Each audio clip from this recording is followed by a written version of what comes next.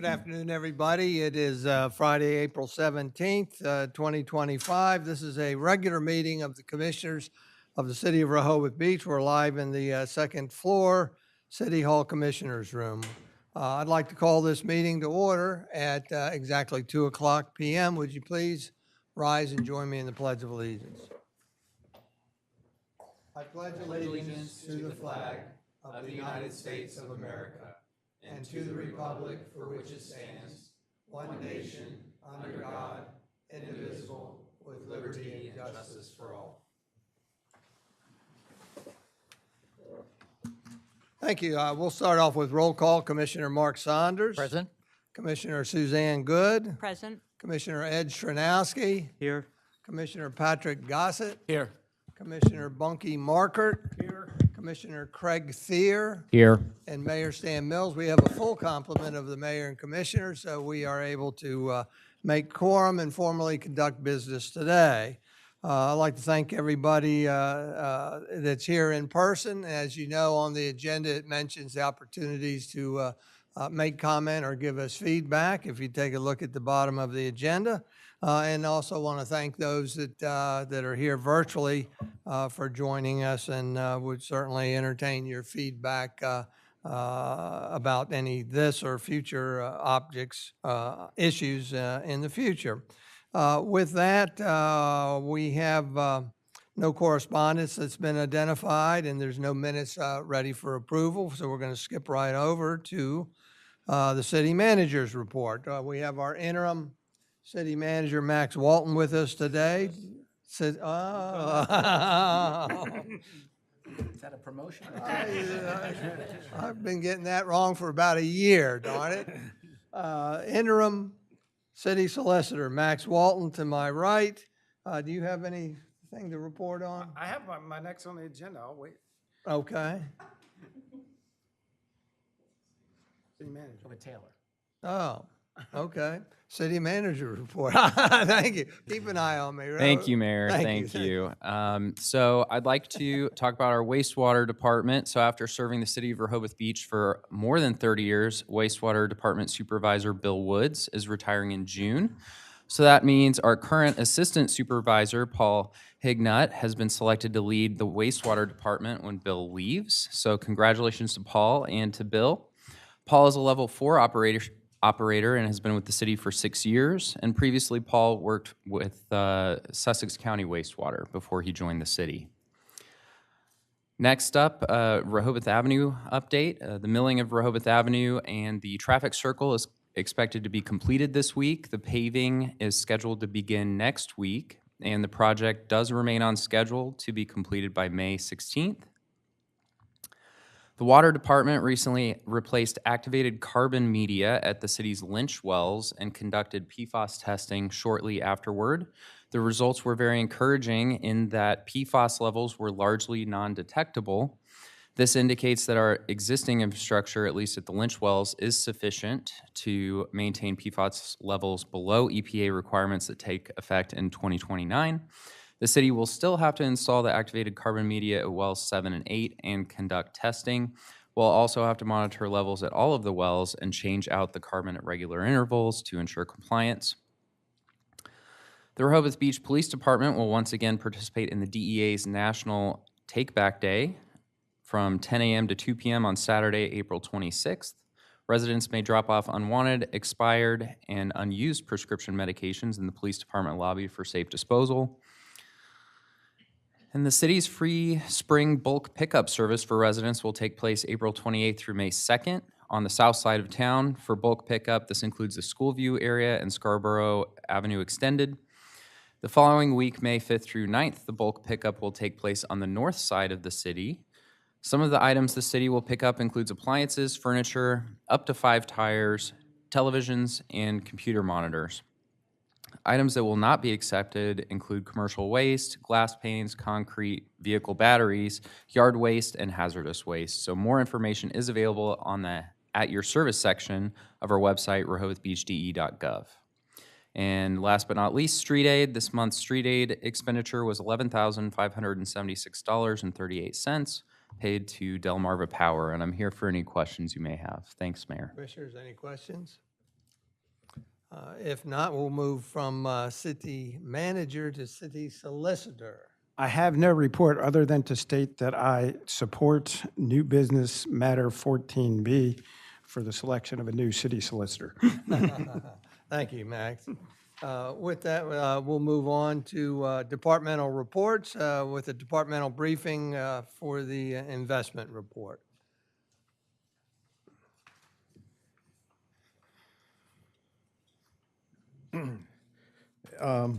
As of March the 31st, we had total investments in U.S. government treasury bills of $30,300,000.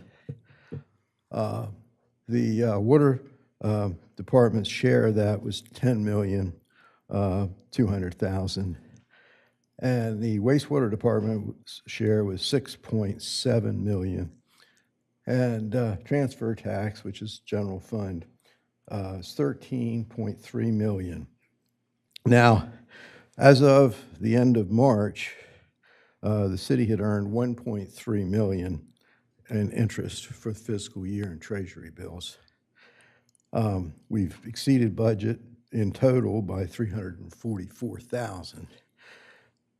Going forward, it looks like the rates are going to be fairly steady, so I think that we can expect earnings for the coming year to probably be in that neighborhood of over $1 million.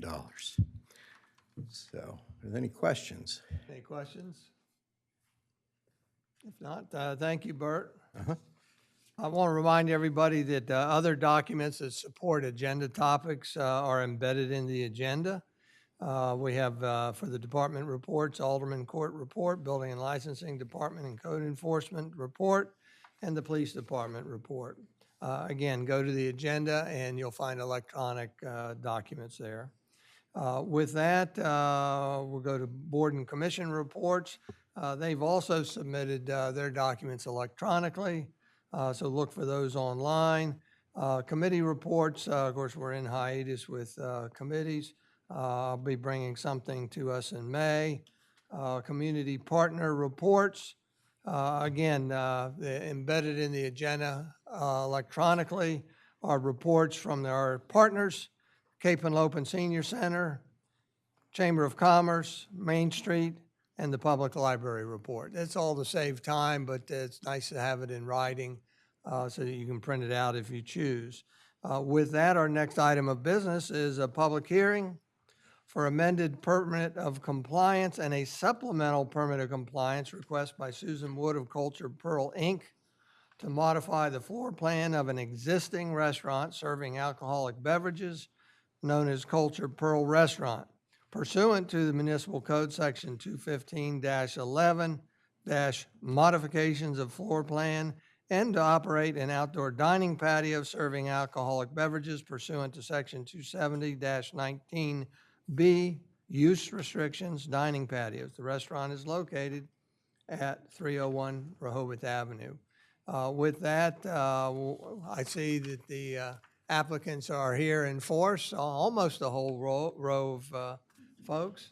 We're going to turn it over to the city solicitor. Yeah, Mayor, I'm not a manager. So for the public, this is a public hearing, so like we have to make a record, so I'm going to go ahead and work through that very quickly, as quickly as I can. From Chapter 215, Restaurants, Section 215-5, hearing required. No applicant shall receive a permit of compliance or a supplemental permit of compliance from the city until after a public hearing, at which hearing interested parties and citizens shall have the opportunity to be heard. A permit of compliance or a supplemental permit of compliance shall not be issued to the applicant or to the Delaware Alcoholic Beverage Commission except by the favorable vote of a majority of the members of the city commissioners. In reaching their decision, the commissioners shall consider the following factors, including but not limited to: 1, whether the applicant has demonstrated that the establishment's primary purpose will be that of a restaurant or dinner theater as defined in this chapter. 2, whether the establishment meets all of the city's applicable zoning and licensing provisions. 3, whether the establishment would be a detriment to the peace, order, or quiet of the neighborhood and the city. 4, whether the establishment will have an adverse impact on the neighboring properties or on the city of Rehoboth Beach, considering the impact of traffic, parking, and noise. 5, whether or not the applicant has made any false representations or statements to the city employees or the commissioners in order to induce or prevent action by the city, not only in regard to the pertinent pending application under this chapter, but also in regard to the issuance of a building permit or business license for the subject establishment. Because it's a public hearing, we have to make a record, and it's my understanding that this is a record for a permit of compliance. Exhibit 1, which I will hand to Ann afterwards, is the public notice, which was published on 3/25 and posted on 3/25. It was published in the Cape Gazette on Tuesday, April 1st. It was published in the Delaware State News on Friday, March 25th. Exhibit 2 is the building inspector's report dated April 7th regarding this application for the Cultured Pearl, 301 Rehoboth Avenue, 301 Rehoboth Avenue in Rehoboth Beach. Exhibit 3 is a new floor plan dated March 25th, 2025, which has a little more detail than the one I'm going to deal with later. Exhibit 4 is a permit of compliance certificate that was issued to the property dated December 19th, 2006. Exhibit 5 is a building inspector's report dated November 16th, 2006. Permit of compliance application 1006-5, 301 Rehoboth Avenue, the Cultured Pearl Restaurant. Exhibit 6 is the original or the currently permitted floor plan for the Cultured Pearl dated November 15th, 2006. Exhibit 17 is the minutes of the mayor and commissioners meeting of the city of Rehoboth Beach dated December 18th, 2006, where that permit of compliance was approved. Exhibit 8 is the building inspector's memorandum to Board of Adjustment members dated November 16th, 2006, and it's for BOA variance number 1006-13 for the Cultured Pearl Restaurant, 301 Rehoboth Avenue, Rehoboth Beach. Exhibit 9 is a application for a permit of compliance, and that was an amended permit of compliance, and also for a dining patio as required the city, and it looks like it was approved by stamp dated December 18th, 2020. Excuse me. Pardon me. So it's an amended application, pardon me, for that date, and it's dated December 18th, 2024. Sorry about that. Exhibit 10 is the authorization, December 18th, 2024, to remodel from the property owner. That's Exhibit 10. Exhibit 11 is the menu, which is 6 pages of the restaurant, which is a requirement in the code. Exhibit 12 is the floor plan dated December 17th, 2024. It's a little less detailed than the earlier one, Exhibit 3. And there's also a large page of that Exhibit 12 in my packet. Mr. Mayor, I submit that all of the items that I just read should be made part of the record of this public hearing. Thank you. Thank you, Max. With that, next on the agenda will be Building and Licensing Representative Corey Schenko. And do your thing. Good afternoon, Mayor and Commissioners. I'm going to be over here. I can't get that screen. It's not working right now. So if I could ask the City Secretary to scroll to my report, I can read that now. And then if I'll reference, if anything, the floor plan with calculations and maybe some of the historical documents if need be. This application at the Cultured Pearl 301 Rehoboth Avenue is to permit an amended permit of compliance and a supplemental permit of compliance located at the Cultured Pearl 301 Rehoboth Avenue, Rehoboth Beach, Delaware. Location and allowable spaces are shown on the attached documentation. If approved, this space will work in conjunction with the December 19th, 2006 approved permit of compliance and shall be revocable in part or whole. Historical documents associated with the original permit of compliance have been attached for consideration. It is the recommendation of the interim director of the Building and Licensing Department that calculations of a dining patio be discussed to clarify the definition of dining patio pursuant to City of Rehoboth Beach Code Section 270-4 definitions and how dining patio calculations have been historically performed. I would like to discuss this at a future meeting, but just to add an asterisk here that the calculations for the dining patio, the methodology for those calculations was done in consistency with how the original permit of compliance in 2006 came in and how other supplemental permit of compliance calculations have been performed in the past. Furthermore, the applicant shall be required to obtain approval from the Office of the State Fire Marshal for approval to increase the occupant load of the dining patio from the previously permitted 60 seats to the proposed 102 seats. The following is a complete report for the application referenced above to be heard. Pursuant to Section 215-3, the applicant is Susan Wood at 301 Rehoboth Avenue. The name of the restaurant is The Cultured Pearl. The restaurant is a table and bar service establishment serving Oriental-style seafood and cuisine. The menu currently offers dinner service daily from 4 p.m. to 9 p.m. Again, letter C shows the restaurant location and contact information, and I can read sections in letter D. Again, number 1 is the property address. Number 2 goes into zoning. The structure is a 2-story building located in a C1 central commercial district and an R2 general residential district. It's split zoned. The property was rezoned to its current makeup prior to the original permit of compliance that was dated December 19th, 2006. Before the rezoning, the entire property was located in a C1 central commercial district. Pursuant to Section 270-13C-3D, a restaurant serving alcoholic beverages is a permitted use.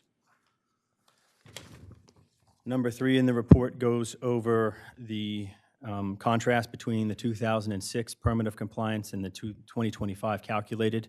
There are some discrepancies, and that is how the way that the numbers were calculated in 2006 differs a bit from how the numbers are calculated today, primarily to the interior restaurant portion. As the service area in the 2006 permit of compliance was shown at 1,764 square feet, in the 2025 calculated, it's 4,536. This is primarily the inclusion of many more different types of service areas and service aisles that were not included in the original 2006.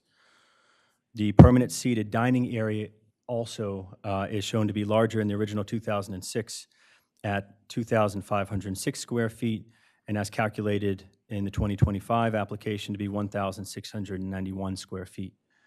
And again, this number is smaller because of the fact that the service aisles and other portions of the service areas are not included in the permanently seated dining area when they were included in the 2006 permit of compliance. There continues to be, the bar area was originally 594 square feet. The new bar area is shown to be 406 square feet. There continues to be no dance floor. The bar seats was reduced from 26 in 2006 to 12 to the currently applied for permit of compliance. And the restaurant gross area was the variance that was granted in 2006 allowed the restaurant to be a 1,948 square feet above the allowable 5,000 square feet. So the Culture Pearl has and continues to have a variance for the total restaurant gross floor area at 6,948 square feet. That calculated 6,633 square feet is only because the second floor was provided in the applied plan in the applied submission, and it does not include the first floor.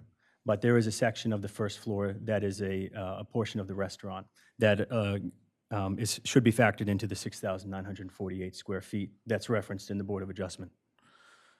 The ratio of the bar to permanent seating dining increased by 1% from 23% to 24%. And pursuant to sections 270-4 and 215-1 definitions, the dining patio spaces are as follows. The dining patio seating area in 2006 was calculated at 729 square feet, and in the 2025 before you today is calculated at 996 square feet. The dining patio seating total was 60 seats in 2006 and is calculated as 102 in today's application. The designated areas for food storage and preparation are shown and labeled on the submitted plans. The applicant currently has an approved building permit for the interior improvements issued December 5th, 2024. A stipulation to that building permit was that a permit of compliance approval was required. The distance to the nearest property lines of the nearest church, public park, and residential lot are as follows. This was a mistake by the building inspector, by me. The Epworth United Methodist Church has since moved. The closest church in relation to or relative to the Culture Pearl is All Saints Church, as well as St. Edmunds, that both measure roughly 0.5 miles on distance traveled by road. Yep, 25 miles. 0.5. Okay, okay. 0.4, yeah, one half of a We mile. are 25. Deer Park, approximately 540 feet by way of road, and the residential lot on Sussex Street abuts the side property. It's at 0 feet. The applicant has stated that the establishment's primary purpose shall be that of a restaurant. The applicant has also stated that the approximate percentage of revenue between the sale of alcohol and food is approximately 18% alcohol and 82% food. Authorization for the city to investigate is attached. Written and dated declaration by the applicant is attached, and the fee of $1,250 has been paid. The last portion of this is simply that a permit of compliance is not a building permit, nor does it give authorization that the plans are zoning and building compliant. They will still be required to come in with a building permit for the dining patio, as they've already secured a building permit for the restaurant. That concludes the report. Any questions up here of the building inspector? Commissioner Saunders? Are we corrected that the Board of Adjustment does not need to approve anything? That is correct, unless they have a legal nonconforming status as far as gross floor area. So our nonconformity section would apply if they were to alter more than 75% of the total gross floor area, or add to or remove 50% or more of the structure. Then they would lose that variance. Thank you. That's my question. Otherwise, the variances goes with the property, so it would be continued unless there's changes. Anybody else? Mayor, Commissioner Good? I know because you have expertise in the building code and I don't. I view the particular tenants in this building right now as having a great synergy. For instance, a lot of the retail shops close shortly after the Culture Pearl opens at 4. Did you have a way to, obviously, we can't be sure the retail space at the bottom will remain what it is, in perpetuity, but were you able to take into account the fact that there isn't a noise issue for any of the street level retail, so they're not going to be disturbed? Most of them are closed by 6 or 7 p.m. And the Starbucks, although it's open, I think till 8 p.m. in the summer, has barely any traffic after about 5 or 6 p.m. The noise is a difficult thing to measure. We do have, with the police, one of the code enforcement officers is certified in that procedure. An ambient noise is first required to establish a control background setting. I would also go in to say that that as this restaurant is primarily a dinner service, that the dinner crowd appears like it would show up more after the shops have already been closed. Absolutely. See, evening time. I view it as a great synergy that, I think it's great that there's dinner service going on when it's not an issue whatsoever for, the hair salon, which I happen to go to that's in there, it closes often at 3 p.m., which is even ahead of the opening for dinner service at 4 PM of the restaurant. So, yeah, no, I just think it's something to keep in mind for this particular property that, to me, you know, is a good reason to allow more dining as opposed to less. Thank you, Suzanne. Are there any other questions up Just, here? for- Commissioner Gossett? Yes, thank you. Since we have the chief present, Chief, do you know of any knowledge in your current knowledge, ongoing, of any noise complaints ever resolved, or coming from 301? We have not had any noise complaints from Thank you. that business, though. Thank you very much. Thank you, Chief. Anybody else up here? If not, then thank you, Corey. Don't go anywhere yet because we might have more questions for you, but I'd like to give the applicant the opportunity to come up and say hi. You don't have to say anything, but we would welcome hearing anything you have to say. Come to this microphone. If you would make sure that's on, Corey, I'd appreciate it. Start off, Susan, with who you are and who you're representing. I'm Susan Wood from the Culture Pro Restaurant, 301 Rehoboth Avenue, Rehoboth Beach. Appreciate your time today, and I was getting ready for this hearing, and I was going to write something to say, and I actually went back in my many files and found what I said in the Permit of Compliance hearing in our 20th summer. This is our 33rd summer, and it's exactly what I would have said today. So I'm not even going to read it because a lot of you were here then and you've heard it. But if any of you have a partner that is married to somebody like me, you'll know that when I get up in the morning, I go, you know, honey, I think the couch would look really good over there. Can we move it? And honestly, God bless him, he'll move it for me. So that's pretty much the same thing I do with my restaurant. You know, we've been in business this is our 33rd summer. And nobody wants to go and look at the exact same thing. I have employees sitting here, I mean, God knows, 33 years, 30 years, 20 years.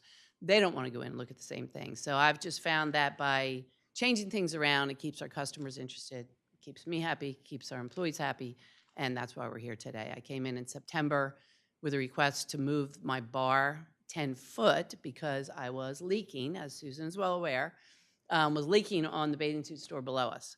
And it's a continual problem. So by moving the bar over 10 foot, all the plumbing moved with it.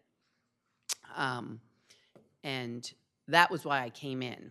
And when I found out I was going to need to do everything again, compliance, architect, drawings, blah, blah, blah, I was like, all right, well, it's my 5th year. I remodel every 5 years. I might as well add some stuff to it. So basically, that's what the application was for, was to move the bar over 10 feet so we didn't leak below. In the process of doing it, as you well know, we had to replumb some things, and we wound up flooding the hair salon while she was in there one day. So we've had leak problems over the years many, many times. So we did get the building permit in December. We are scheduled to be completely done May 1st.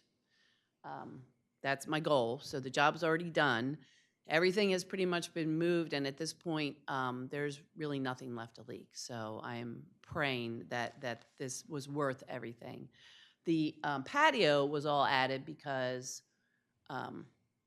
when I went in to get the building permit, they issued the building permit but said you have to get a permit of compliance, and you know, if it doesn't get approved, you have to take everything back out.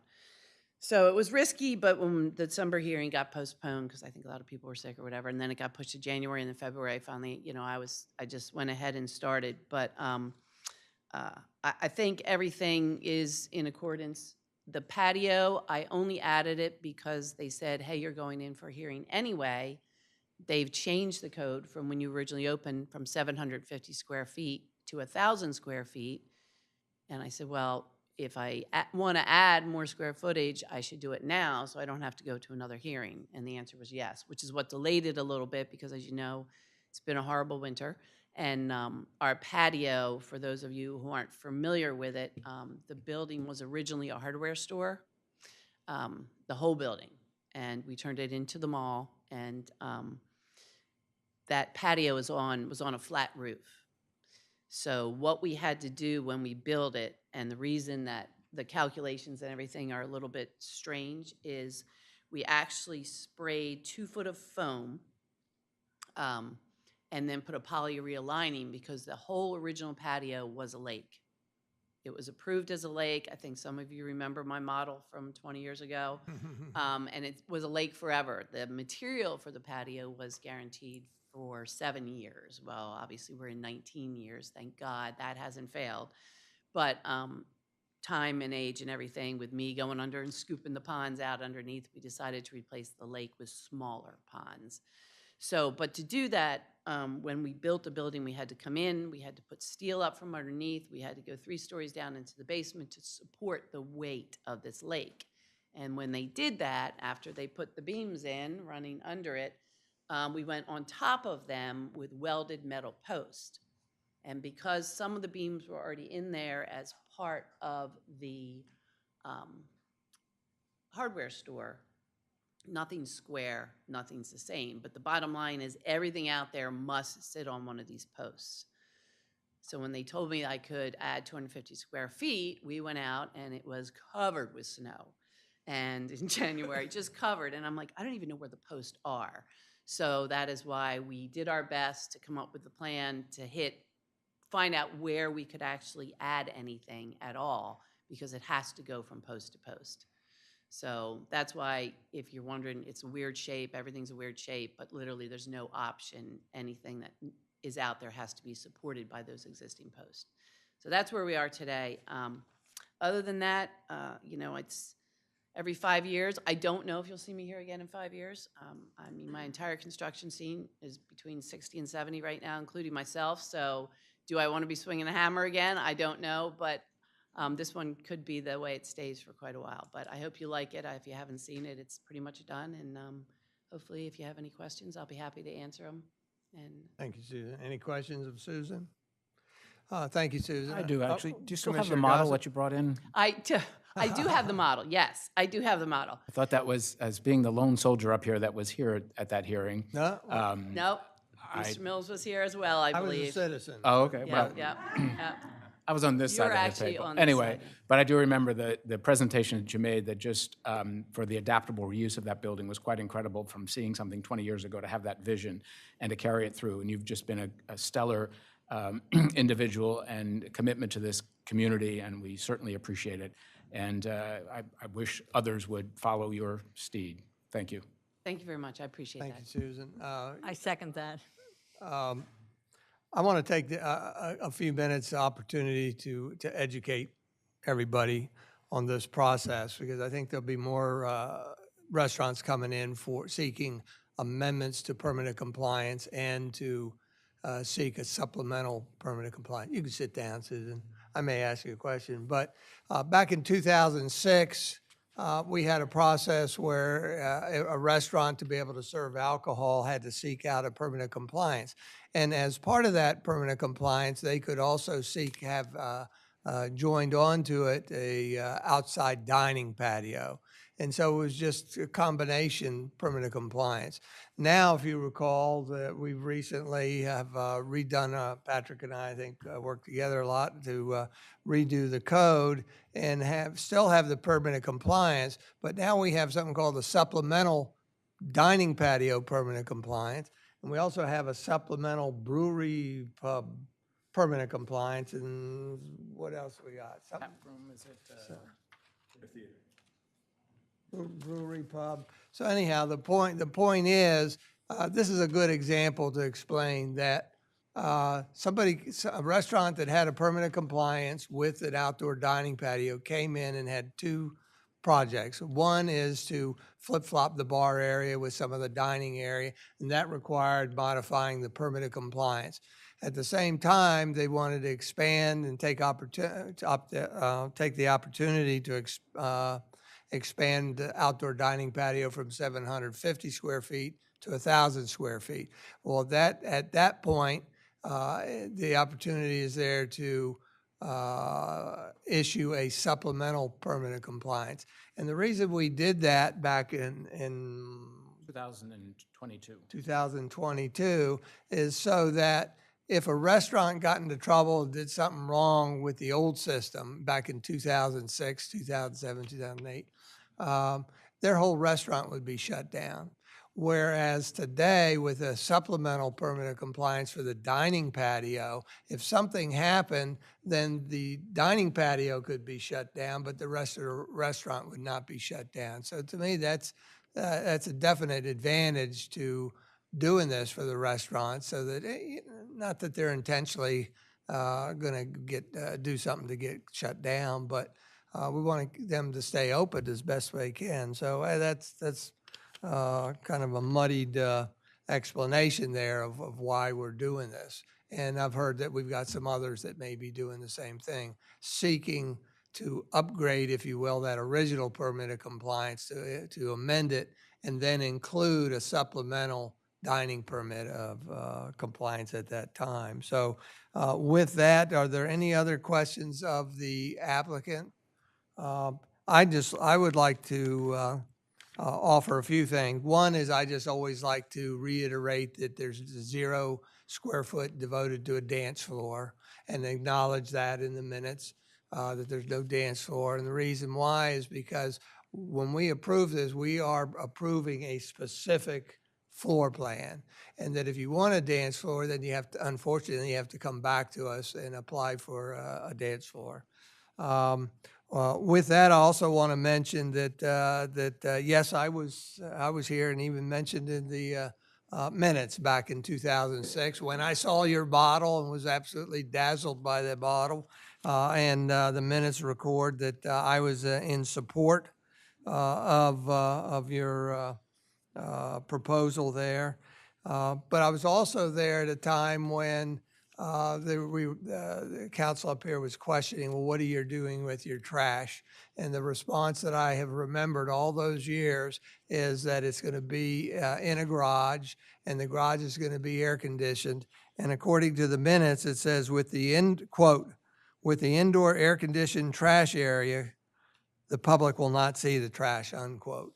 And so what I would like is if somebody makes a motion to approve a permit of compliance, I would like to see it conditioned with the words that the garage doors must be closed except for access and egress. You know, that's a commercial, a residential area around there, and it's prominent because it's on the corner. And I've talked with the owners, and they indicated that that was no problem. We've got to remember that the original permit of compliance is now going to be nullified, and they're starting over again. So that's why I bring it up. With that, that is all my comments. But before we go to the public, are there any other comments up here? If not, this is a public hearing. We want to give members of the public the opportunity to come up to the microphone, state your name and relationship to the city, and give any comments. It could be your support or against it, or general comments. This is your opportunity right now. There you go. Carolyn will start it off. Carolyn Diefendorfer, city resident. I fully support what they want to do. It's a great restaurant. You don't hear anything from the street. I can't imagine that it's impacting anyone, and it's a great restaurant to go to in Rehoboth. Thank you. Thank you, Carolyn. Anybody else?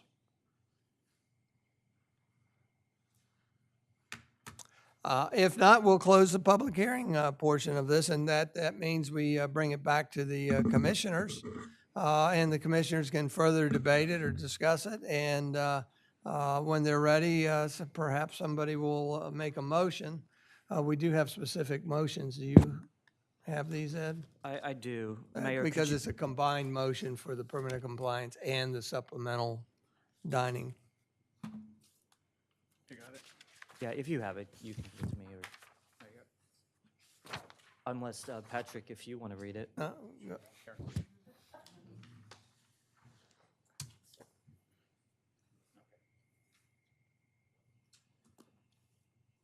Are you okay? Mayor, could you just restate the conditions in which you would like? That the garage doors be closed except for access and egress. Is that worded all right for you all?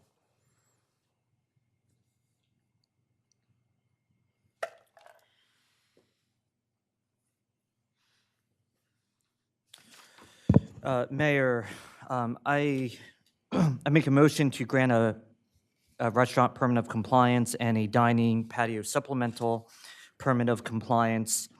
I find the following to be true, that the proper application for a restaurant permit of compliance and a dining patio supplemental permit of compliance has been filed, that the proper fee has been paid, that the proper notifications have been made, that all parties wishing to be heard have been heard, that the primary purpose is that of a restaurant based on their application and menu submitted, that the restaurant and dining patio meets the city's applicable zoning and licensing provisions based on a BOA decision December 15th, 2006, that the restaurant and dining patio would not be a detriment to the peace, order, and quiet of the neighborhood and the city, that the restaurant and dining patio will not have an adverse impact on neighboring properties or on the city of Rehoboth Beach, considering the impact on traffic, parking, and noise, that the applicant has made no false statements to the city employees or the commissioners. Therefore, I make the motion that the city manager issue the applicants a permit of compliance for the operation of a restaurant and a supplemental permit of compliance for the operation of a dining patio to be associated with the restaurant, subject to the garage doors being closed except for access or egress. Second. We have a motion by Commissioner Ed Chernowski and a second by Commissioner Patrick Gossett to grant a restaurant permit of compliance and a dining patio supplemental permit of compliance with the conditions noted today. Is there any further discussion up here? If not, we'll do a roll call vote. Commissioner Mark Saunders, Yes. Commissioner Suzanne Good, Aye. Commissioner Ed Chernowski, Aye. Commissioner Gossett, Aye. Commissioner Markert. Aye. Commissioner Thier, Aye. and the mayor votes yes, and so it's unanimously approved. Congratulations. We'll pause a couple minutes. You don't have to stay. You can leave if you like. Go to work. Thank you. Thank you.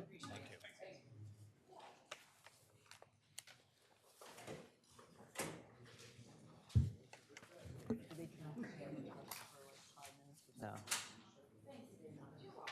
He's Hey, Ann, just can you a minute switch for to them that leave. computer? I've got it up now. Thank you, Max. Good job.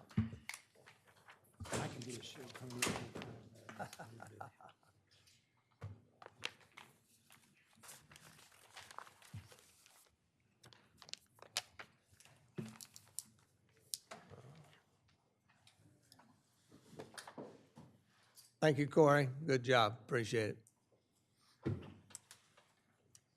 Next item on our agenda is old business. We're going to get an update from EDiS, as our construction management company for the Beach Patrol headquarters and restroom facilities. Yes, go ahead. Good afternoon, Mayor Commissioners. So I'd like to reintroduce J.D. Bartlett from EDiS, or if you watched the news this morning, from EDiS, who construction management firm that is the city is hired to manage the construction of the Beach Patrol. So he's going to, as we near the completion, he's going to give an update, including financials, change orders, and updated schedule. J.D.? Thanks, Henry. Good afternoon, Commissioners, Mayor, City Manager, members of the public. This is a real exciting time in the project. You're going to hear quite a bit today about the construction updates, but lately there's been a lot of conversation about the city taking on a new building. So it spurred some other conversations that need to happen. So I just wanted to make light of those. The city's been working diligently with us in the background to make sure that things like keying, communications, furniture are being thought about and ready to enter the building as soon as possible. So it's starting to take shape. I know that some of the commissioners have taken the opportunity to tour. If you haven't and you'd like to, I think it'd be a an exciting opportunity if you have time. We're certainly excited to see it start to look like the picture you see on the screen here.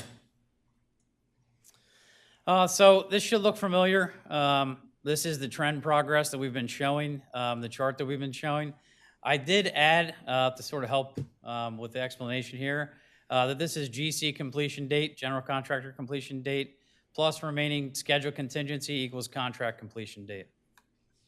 So really want to focus on this last line. Right now, as of April 7th, and then with a subsequent submission of a master schedule on the 14th, the GC is expecting on April 30th to have all preliminary inspections complete and ready for the building to enter final inspection, move in of furniture, and what have you. We are still carrying a 2-week contingency. Again, we understand that things happen in construction.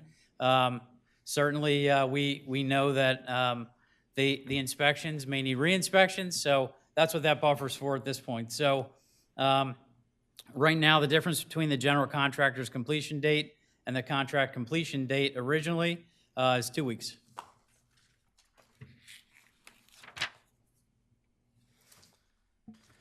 There was concern at some point about, what are the milestones? What are the pieces that need to happen for that date to happen? How can the commissioners be sure that we're going to be there? So at that time, way back before September, I developed this tracking milestone document. And you can see, we had some success. We got ahead on the second floor slab pour. We then moved into the second floor framing and sheathing. You can see permanent power drifted. I just want to point out that when you work with a public utility, you never know what their expectations are, what their needs are, sometimes until they arrive.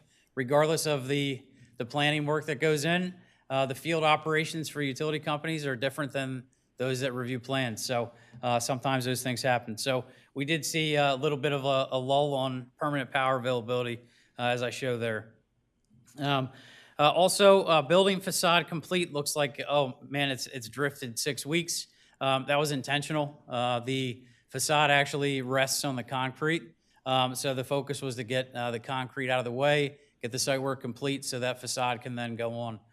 So that's why you kind of see that landing late next week before we start to see that facade completed. Currently, building finishes are underway. The bulk of the entire building's been painted. About 50% of the floors are done. Those are epoxy floors. Right now, the light fixtures are going in, receptacles, sort of some of those finish items that you look for as an indicator of where the project's at. So I'm just wanting to point those out. We have HVAC equipment startup. Some of the equipment's already been started up. So you see that's sort of a range there.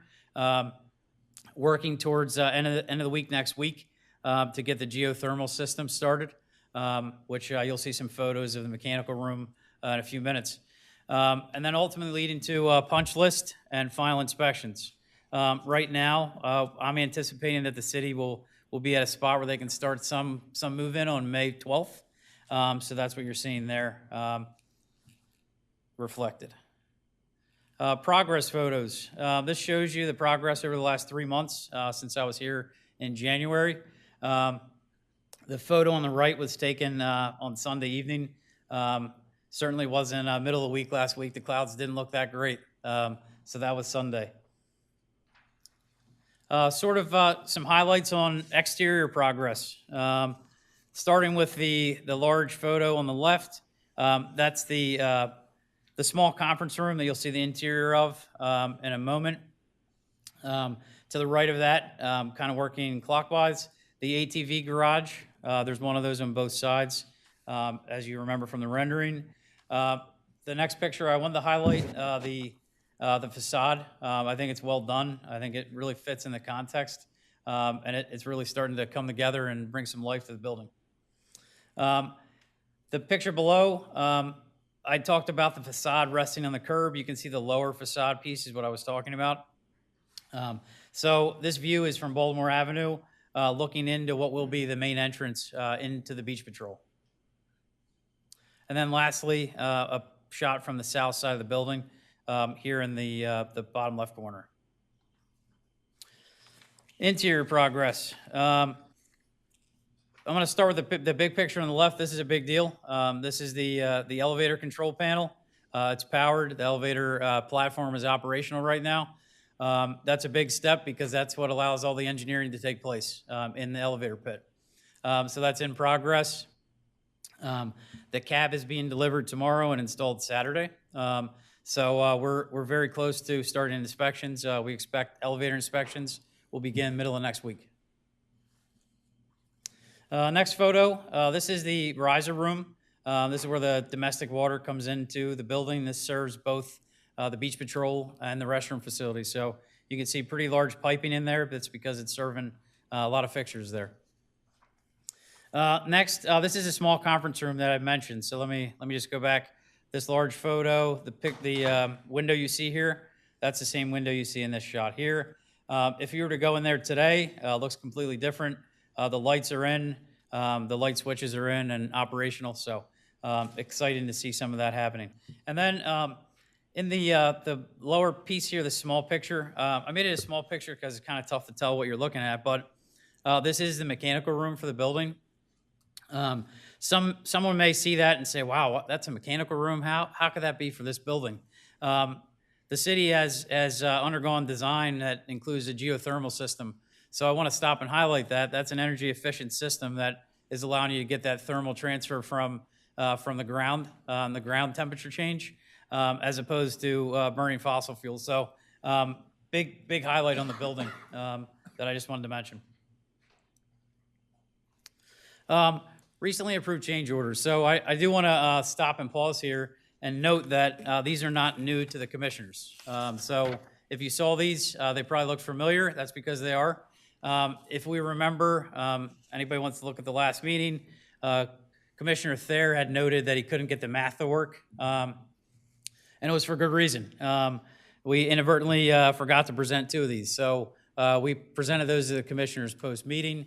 And I just wanted to make sure that we were talking about it again, mainly to be transparent to the public. There's nothing about these 2 change orders that's not worthy of talking through. So change order 13, these were pedestrian improvements, striping, signage, and additional fencing, as noted. And then change order 15, if you recall, the existing beach patrol supplied power to the AT&T cell tower. So as the project has evolved, we've had to work with AT&T. This was work to relocate power for that cell tower. So that's change order 15. Moving to pending change orders. The first 2 were presented back in January. We're still in the process of negotiating the 2 of those. We're not happy with the level of documentation that's been provided to date. So those will continue until that documentation is provided. Potential change order 28 is where we'll start today. I noted that's an unforeseen condition. I had mentioned cooperation with the utility.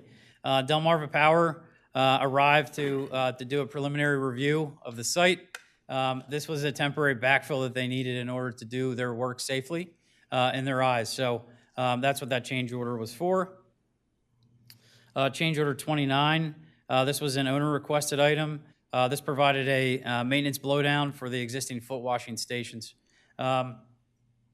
Those that may not be familiar with what that means, at the end of the season, this will promote the ability to do the shutdown for the season and allow that line to be purged a little faster.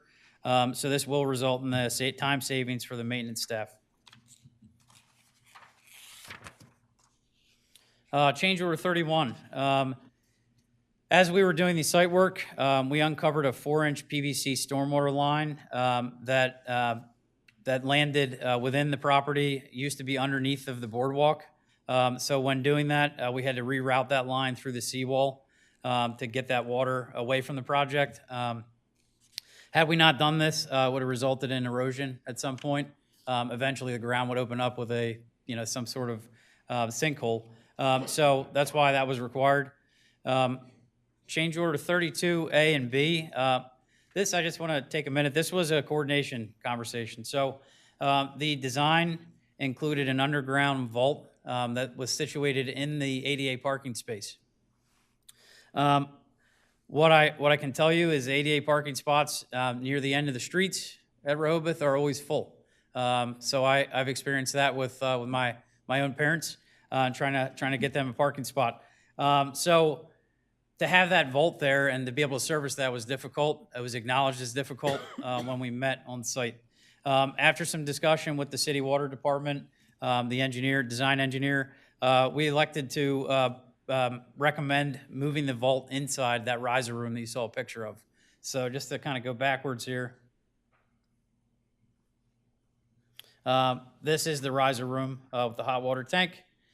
So again, moving forward, any maintenance to that meter will allow somebody to walk into this room, remove the meter, replace the meter, service the meter, as opposed to opening a vault up, disrupting an ADA parking space. So it made a whole lot of sense after the team collaborated out in the field. So that's the purpose for that. Why is there an A and a B? Two different subcontractors. The water meter, that work is being prepped by the plumber, where the outdoor work on the site is the site work contractor. So those will be an add and a deduct. Potential change order 33. The original design had standard drywall partition walls separating all the interior spaces. So as I note here, this is for sound attenuation between the locker rooms and the public spaces.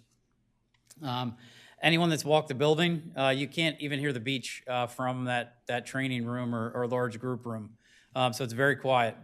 What EDiS acknowledged is that it's adjacent to locker rooms. So there's metal lockers, there's toilet stalls, there's showers. So the ability to hear that from a meeting room sort of makes it a little disruptive. So we made this recommendation that the city ultimately thought was a great idea.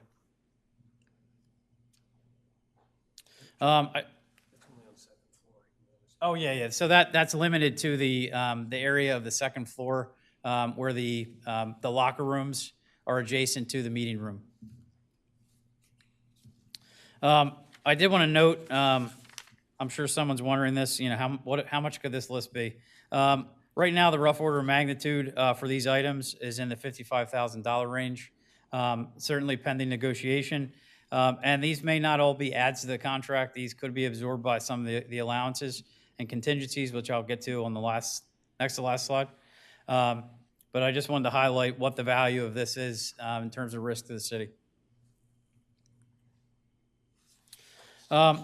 For transparency and for anybody that's got a checklist running down through, change orders 1, 4, 5, et cetera, were previously approved by the city of Rehoboth and have been presented to the commissioners prior.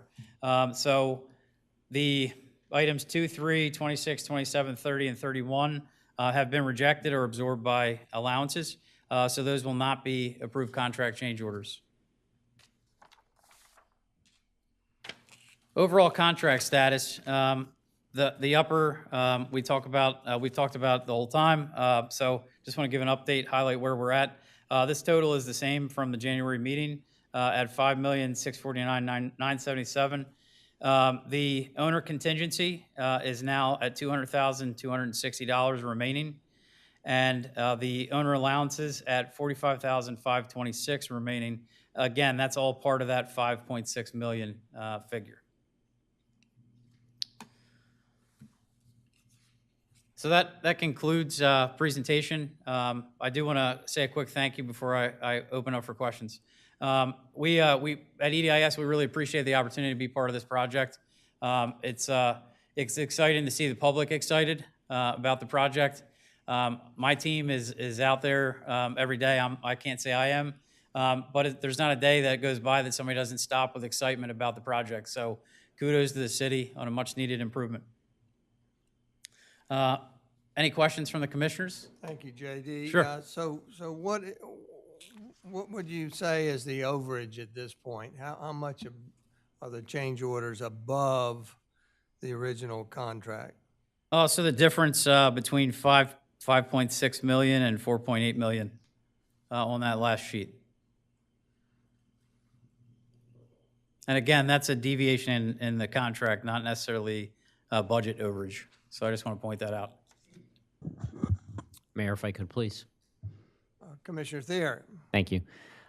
Just really a follow-up to the mayor's question. So we got the 5.6 current contract total, 4.897.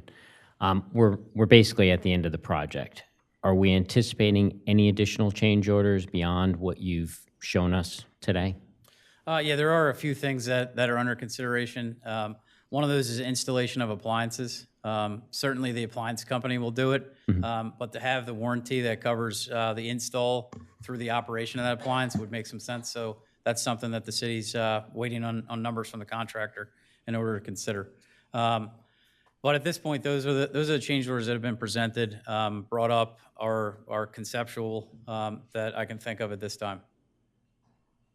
So if I'm understanding you correctly from what you had stated earlier during your presentation, the outstanding change orders that didn't have a dollar amount next to them in your presentation, you're thinking about $55,000. That's correct. In addition to that, what you had said was one additional change order for the installation of appliances. What would that change order amount be?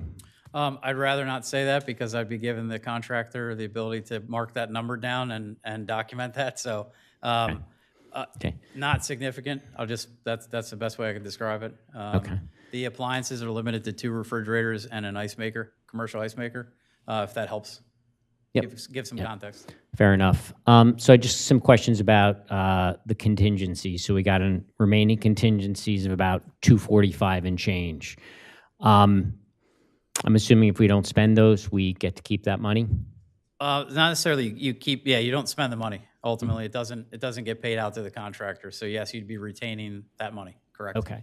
So I don't know if this is a question for you or a question for Mr. Tedder. So if we're looking at 5649, and let's just say for the purposes of this conversation, we don't spend any of those contingencies, the 245,000. So instead of this project being 5649, it'd be somewhere in the neighborhood of 5.4, just a little over 5.4. And this kind of circles back to, I think, the question that I don't want to ask your question for you, but my question, I think his question is, what's the total spend on this going to be? So if we don't spend those contingencies, right now it's 5649. We don't spend the contingencies. We're right around 5.4, plus a couple of COs that we haven't priced yet of about 55,000. So we're somewhere around 5.460, something like that. Does that make sense? That all makes sense, yes. So if we do move forward on the 50-ish thousand of the change orders, you'd be at 5.45. Okay, perfect. Thank you. I just want to make sure I was following the numbers correctly. Thank you, Mayor. My interest in asking that question is one of the local TV stations reported on the overage, and I was just curious how they got that and whether they were accurate or not. And it comes out about right. Yeah, I think the term contract change, right, and budget are two different things that should be spoken about separately, in my opinion. Anybody else? Mr. Mayor? Commissioner Good? Appreciate the presentation, JD. As you may remember, back in 2024, I was asking, given all the problems with the initial drilling because of materials underneath there that in my view should have been foreseen but weren't, that there be more cost sharing, let's say beginning 2025. But a quick question before I get to that. Change order 32A and B, do you anticipate that might be a wash because the plan has been replaced with something else? Could it be about neutral in terms of expense? So site work is cheaper in terms of labor than plumbing. So plumbing, usually the professionals that do plumbing have gone through an apprenticeship program and have a certification of some sort. So the labor is definitely more expensive. I think savings-wise would be on the material. There's a little bit of savings there. But ultimately, it's not going to be a wash. It is going to be an add. And that's how not good, because obviously this project is approximately 13% over budget, which is significant. I mean, that's best case scenario. If we don't run into further problems, then we do get to keep some of that, those owner contingencies. My other issue focuses on potential change order 33. As I actually toured, as you know, the station yesterday, and I think it's nice to have all this soundproofing, but given that you're actually only soundproofing for the guards in their break room and for the lifeguard chief in his office to be soundproof against noise from the locker rooms and bathrooms and showers used by the guards, and not from the major bathrooms down below which the public use. So we're talking about, I mean, in my view, it should have been in the specs to begin with if people think this is standard, that you don't want to hear, you know, the showers running. But to me, I think maybe it's time for the commissioners to consider, we should not spend more money on this interior sound attenuation between the locker rooms and, you call it the public spaces. Well, they're actually not for the public. They're just for the lifeguard squad. This, to me, is, you know, not something we can afford. I'd like to cancel it. The other unforeseen conditions, again, I think that there should be more cost sharing on change orders 21, 28.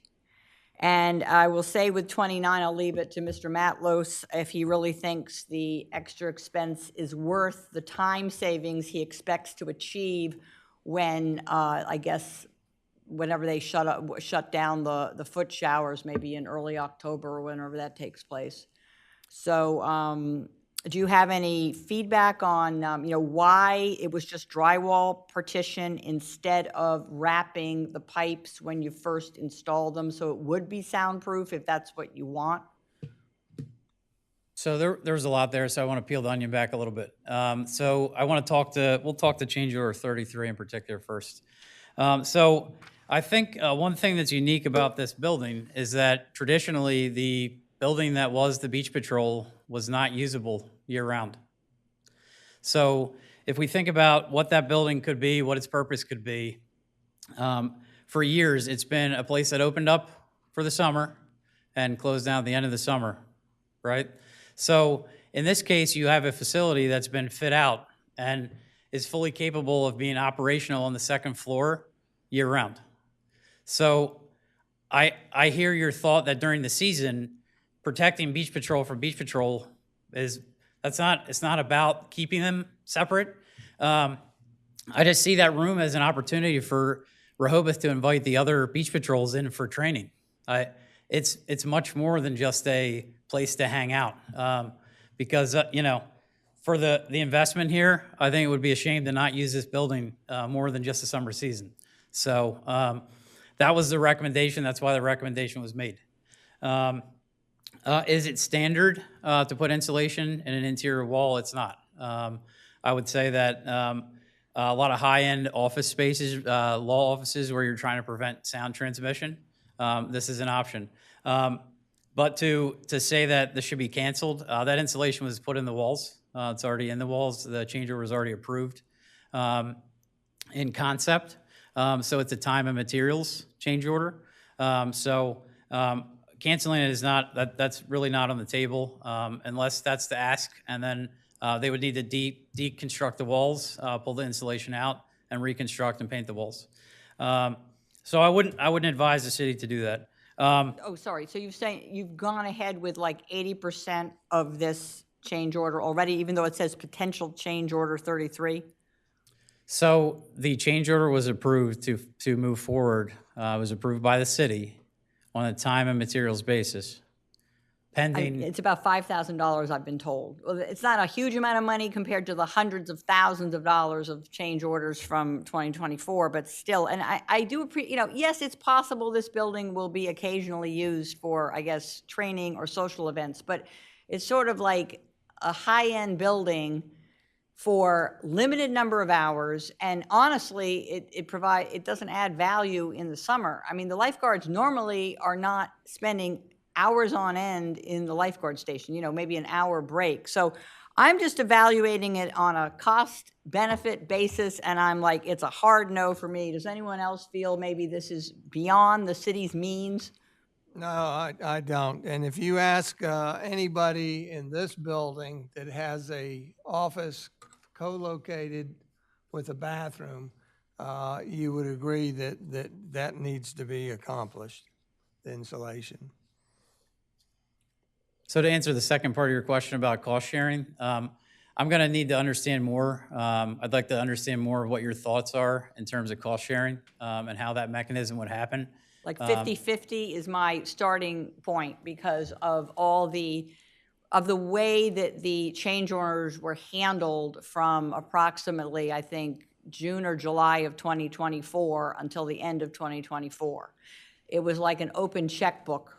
I mean, that seems to be common here, but there were so many opportunities to have realized you had massive pieces of concrete underneath where you decide, like there was not even an attempt to look at the site before you undertook construction.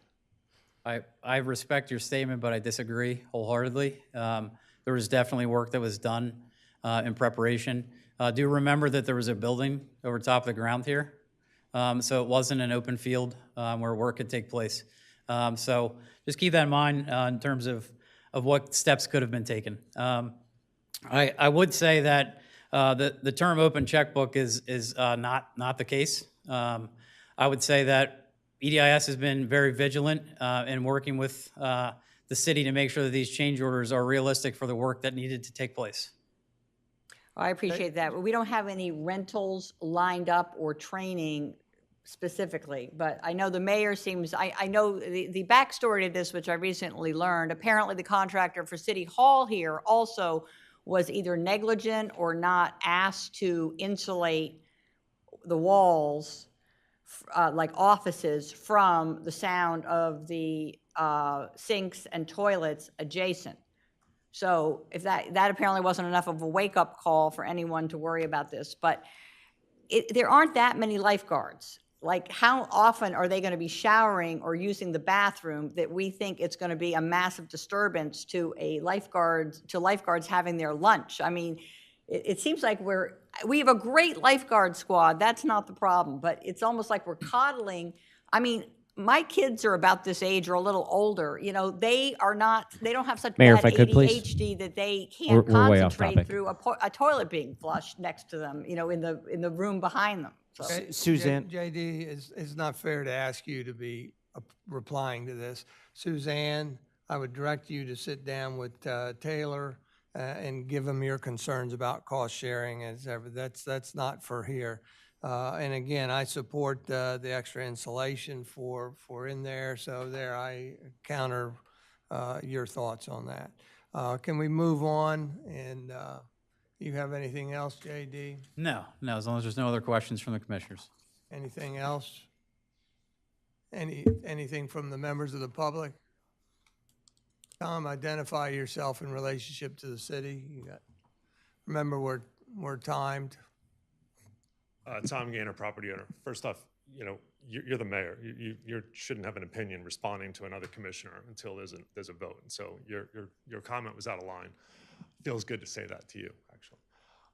As somebody who's responsible for carrying the $800,000 overage, I love the sort of summary of the fact that this is a multi-use, multi-month building for a town that's got like 100 people in it for 4 months. You know, who is the project manager up here? Is it the city manager? Because it seems as if, you know, we just are looked at as an ATM for this project that was a monument to somebody's arrogance or somebody's ego more than it was an applicable building for a town with 1,600 full-time residents. That thing is bigger than any building in any beach in the county of Los Angeles, with the city of Santa Monica, the city of Manhattan Beach. It's amazing. It is, we've proven yet again, we can build big and ugly because we just don't care about the people's money. So thank you, Suzanne, for asking the questions. Nobody else seems to be, you know, we have a commissioner who was elected on the basis of being the financially competent one. That hasn't gotten us anything. And I really appreciate if somebody else other than you would actually step up and worry about us, because you guys don't even ask any questions or critique about how to save us money. You can probably get the answer to the question I'm going to ask. I'd love to know, in the last year, what was the material savings on behalf of the people of Rehoboth in any project that the city manager or other employees were tasked with performing? Because all I hear is overage, more stuff, more consultants, more legal fees. Now we're going to talk later about another employee that we don't need. Where is the savings mindset that you were hired for? I don't hear it. Thank you, Tom. Anybody else? Ms. Carolyn, go ahead. Come ahead. Carolyn Diefender for City Resident. I go by there every day. I think it looks amazing. I think it was a great project for us to do. My one question is, when we're done, are we going to do tours for the public like was done here at City Hall when it first opened? Because I think it would be great for especially the taxpayers, but the general public, to be able to go through and see the upgrades that were sorely needed. Thank you. Yep, we'll do that. Thank you. Anybody else? If not, JD, thank you very much. Thank you. And we'll move on to our next item of new business. This is an update from GHD on phases 3B and 4 of the wastewater treatment plant upgrades.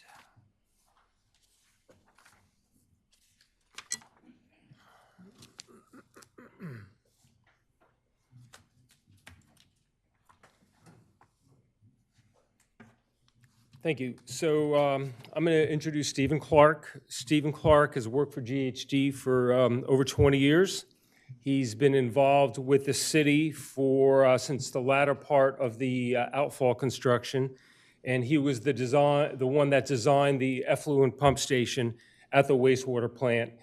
And I know a lot of you have taken tours. The effluent pump station is those 4 pumps that pump the treated effluent through the force main to the outfall and into the ocean. And he's been involved with every phase since then.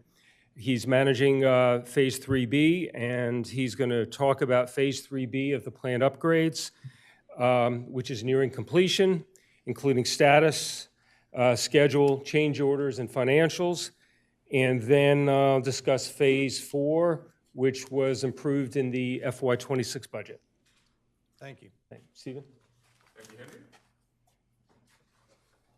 Yeah, good afternoon, everyone, and thank you for having me here.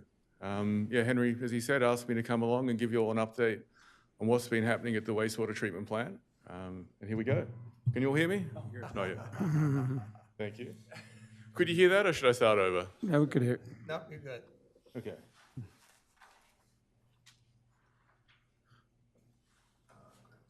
Yeah? Yeah. Okay, but good. Okay, so currently nearing completion is phase 3B of the capital improvement plan upgrade. The purpose of this project was quite simply to change how the plant treats and manages biosolids. Up until this project, waste sludge from the secondary process was digested in constant level aerobic digesters, thickened in a structure very similar to a clarifier, and then hauled away from the site in a state of maybe 2% solids in tanker trucks. And if you speak to Bill Woods or Paul Hignut or Sam, any of the guys there, they'll tell you that it's a very labor-intensive process trucking out the sludge as they have been doing. So in this project, it's about constructing a dewatering facility, something that would take the liquid sludge and turn it into something we call cake. And there's a couple of images here on this slide. The top right is just the manufacturer's literature on the type of press we have going in. And on the far right, there's a pile of cake. It's more of a granular material. It's not a liquid. It's something like 20% solids. So the volume is reduced by something like 80%. So what the project includes, sludge pumps, a new dewatering building, which has sludge pumps, the belt filter press, conveyors, changing those constant level aerobic digesters into varying level waste sludge holding tanks. And as said, the purpose was to reduce the volume of biosolids. So the images here on this slide, there's a couple of those tanks, what was found once the liquid was taken out, and then the other one showing the new diffuser system going in, suitable for the varying level. So a lot of work has been completed. The first of the digesters is in use as a waste sludge holding tank. All the work in the ground has been completed, the deep pile foundations, grade beams and slabs, the building walls are up, the roof planks are on, the roofing system's complete.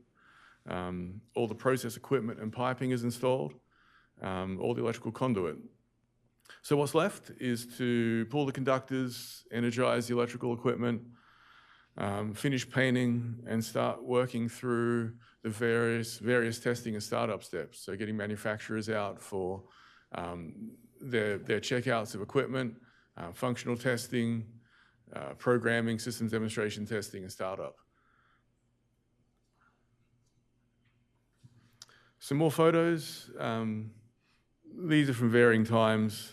I liked JD's idea of having dates on it. I'm sorry I didn't do that. But the first photo here is of the new sludge pumps in the lower level of the building. There's a work in progress shot for the blower area. The blue box in the back is one of these positive displacement blowers that'll be pushing air into the waste sludge holding tanks. The far right image is of the wash water pumps, which will take water out of the filtered effluent channel to help the dewatering process. I didn't have a good one of the press at the time, so you can see the side of it here with the tarp on top still. There's the outloading conveyors, and one just showing some of the work between the new building and the existing tanks, some of the congestion of utilities in there. So what's coming up? This month we expect to energize the motor control center, complete functional testing for the new belt filter press in the month of May, and ideally start commencing dewatering by the end of May. Now, I did hear this morning that we might be pushing that to the first week or two of June, but that's detail. It's definitely dialing in, and that's to do with just availability of manufacturers to be on site. And the expected completion time is the end of June, which is, it's 2 and a bit months from now. So the contract status, the original contract total was $7.641 million. To date, we've had just under $330,000 in change orders for a contract total of $7.97 million. And the next couple of slides, we just spell out what those have been. Now, I'm not sure what Henry's spoken about before, so I'll go through these. If it's knowledge you already have, tell me to hurry up. That's fine. And does it suit just to go through these one by one, Henry? Yeah. So the first change order was approved back in 2023, and it was really unrelated to this project. It was to add some additional ventilation ducts in the preliminary treatment facility. There's that cost there. At the same time, we approved the removal of grit from the first, used to be digester, now waste sludge holding tank. And you might wonder why that was a change order. The contract was written this way because we knew there was no way of establishing what material was going to be in the bottom of those tanks. It was only once it was emptied for construction that could be established. So the intent was always to do that on a time and materials basis, and that's what that cost is, all for the city to self-perform it. But at the time, the wastewater team preferred that was handled by the contractor, as that would have been more efficient. A lot of the cost to date arose from the work installing piles in the area. The contractors used helical piles with our approval. Helical piles have been used in other structures and for some of the linear utilities on site with success. Here in this case, in this local area where the building went, the contractor encountered significantly variable conditions in a very small area. So one pile 3 foot from another had experienced very different installation. Talk about torque, measure the torque on install, and that's a reflection of bearing capacity. Some piles never reach torque, and 3 feet away, they reach torque very quickly. And what this led to was needing additional piles in the ground just to make sure we had the total foundation capacity necessary to support the building. And this came across in 2 parts. First, there was a lower level of the building, a small pump room. That work was done first. And then there was the upper slab for the rest of the area. So that's why there's two line items there. Change order 3, put B next to it here. That was required because the existing structure was much larger than shown on the records available. Some of it had to be cut away, and that's the cost to do that work. Change order 4. This came up, the equipment, the headworks area has been upgraded in a couple of projects. There was an immediate needs project that was completed back in 2016 or 2017, which was when the roof had fallen in. And at that time, the roof was replaced and a new rooftop ventilation unit was added. That was largely the extent of it. A lot of the work wasn't completed. It was just a case of deal with the immediate needs of the roof. The Phase 2 project, which ended immediately before the Phase 3B project, included a lot of the structural and process upgrades for that facility. After being in service for a little while, the operators noted that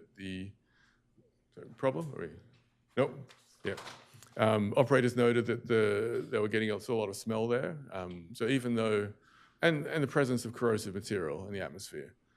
So rather than, risk, premature corrosion of the facility, we decided to add an additional ventilation system to specifically target the influent discharge area, cover it, and extract at a high rate. So that's change order 4. And then change order 6A, that was a request from the plant to add a secondary protection to protect against overflow from the structure. Change order 6B, again, a similar risk mitigation step.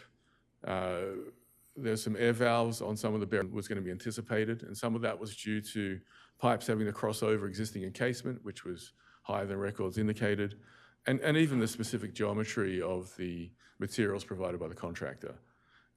We're talking, differences of 1-2 feet, bringing it from below the freeze zone to into the freeze zone.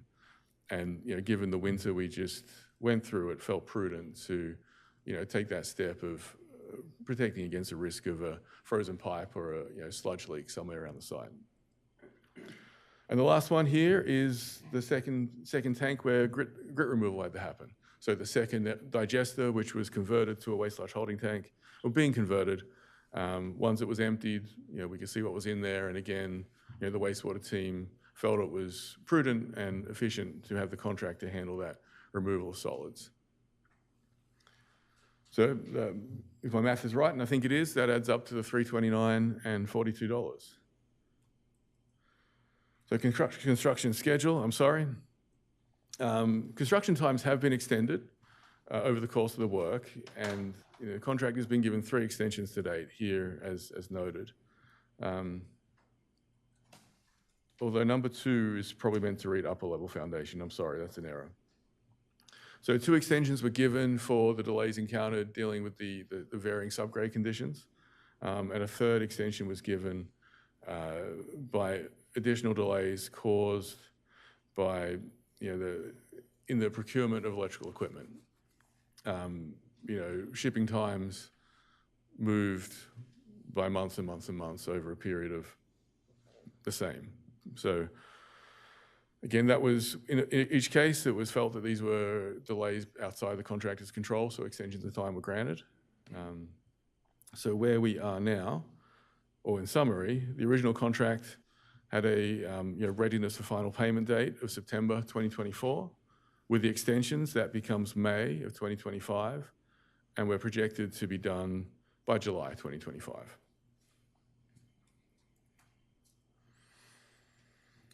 So Phase 3B in budget. So the loan that we've been using to date is fully drawn, fully utilized. So the remaining costs are being paid directly by the city. All remaining work will be completed in this fiscal year. And the approved budget is $2.4 million. And all projections and information and data to date say that we'll be within this approved budget. So questions, that's the Phase 3B summary, near completion. I'm happy to take any questions about that, and yeah. Commissioners, any questions? Patrick? If I may, the belt press that will go into operation, is there any time frame from sort of startup to kind of opening and the staff getting used to it and moving through this, or is it just flip the switch and she's ready to go? No, yeah, it's a mechanical process, physical process. So it's not like a biological process where there's a period of growing a biomass or anything like that. Once it's running, it's running. Paul Hignott has experience operating these before, so he's going to come with competence.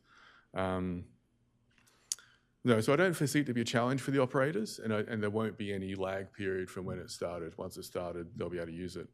And look, GHD, the contractor, Paul, partners in Sussex would all be ready to assist if needed. And this question may be more for Henry than yourself, but in doing this and running the belt press, so that eliminates the tanker and the transport up to the leased property. So those will be cost savings of, we have 2 trucks or 2 tankers, or will that maintain the same, or is there a change with that and with regards to the leased land for the spray irrigation or injection? Well, Commissioner, for the spray irrigation at the leased land, that has ended as of this year, and that's not in the budget for FY26. There will be, basically the way it's going to work is the county will be coming to pick up the cake. And there will be savings as far as tanker operation, but we will still have the ability, if there is the belt filter press is not operational, to haul the sludge either to inland bays or south coastal. Thank you. So that means we can get rid of our sludge ejector? It's going to be in the auction this year. Very good. It's a mighty fine one. I've seen it. Mr. Mayor? Commissioner Good. Thank you very much for the presentation. I know GHG has a long-standing relationship with the city. I mean, going back even before the outfall in 2018, when that went online. My question is something that's a little more general. At the moment, we do secondary treatment. Is that correct? Tertiary. So the secondary treatment is the oxidation ditches and the clarifiers. We have cloth disc filters after that, which is considered a tertiary level of treatment. So we are considered tertiary treatment already. Yeah. That's great to hear. Yeah. So there are no additional potential changes to the process that that would take us to, say, a higher, purer level of tertiary treatment. This is all to try to make sure the treated effluent going to the outfall is as pure as it can possibly be for the amount of money we're spending. Yeah, certainly the process you have is certainly more than adequate to comply with permit, and it's reliable and it's robust. There are expensive technologies that could be deployed, but that would need to be, it would be a step to overperform and a decision to bear that cost rather than any need to change what's there now. Does that make sense? I'm not sure if I answered your question. That does. Well, certainly, yeah, we're within the permits allowable, so what we are doing now is, probably what people would go with. So I appreciate that. I will subsequently want to confirm that the numbers that we have to come up with for fiscal year 2027 and 2028 are significantly higher than what we had to budget this year for the budget, which just began April 1st, 2025. Like, they're 2.5 times higher. So I think the public and everyone, we have to be prepared for ever higher expenses for Phase 4. So any thoughts of us being flush with cash, which I hear a lot, that, we have plenty of money to spend? No, we're facing much higher expenses for the next 2 years. That is, the ones beginning April 1st, 2026, and the fiscal year beginning April 1st, 2027. So we should buckle up. Anybody else? Commissioner Marker? Yeah, I just had a question, I think earlier on when we were discussing this as being a future project, the idea that the cake, as it were, is somewhat of a marketable product. I mean, is there like a use for it, or is this something that we're going to basically have to dispose, but this disposal will be a little bit easier than tanker trucks and all that kind of stuff? More the latter. Okay. There's no real marketable. So sometimes a facility will have a Class A facility, which would be dried solids, 90+%. Mm-hmm. And in theory, that can be marketable, but in practice, it can be very difficult to marry a local demand with a supply. Right, okay. It's certainly, rarely is it a money-making scheme. It's more about, I wasn't thinking about making. more about avoiding a cost. Yeah, right, The okay. Class B solids, which these are considered, we've made it a lot easier to get rid of them, but Mhm. there's no real market for it. Got it. Yeah. Okay, thank you. Anybody else? Members of the public, anybody like to talk on this particular topic? No, very good. Stephen, thank you very much. Phase 4? Oh, Phase 4. Thank you. There's more, a little bit more. Oh, more slides. Yeah. There we go. Yeah. So Henry asked me to just talk a little bit about Phase 4 as well. We've just got 2 slides. This one, just a list of the scope being included in that project. I could read it out, I may as well.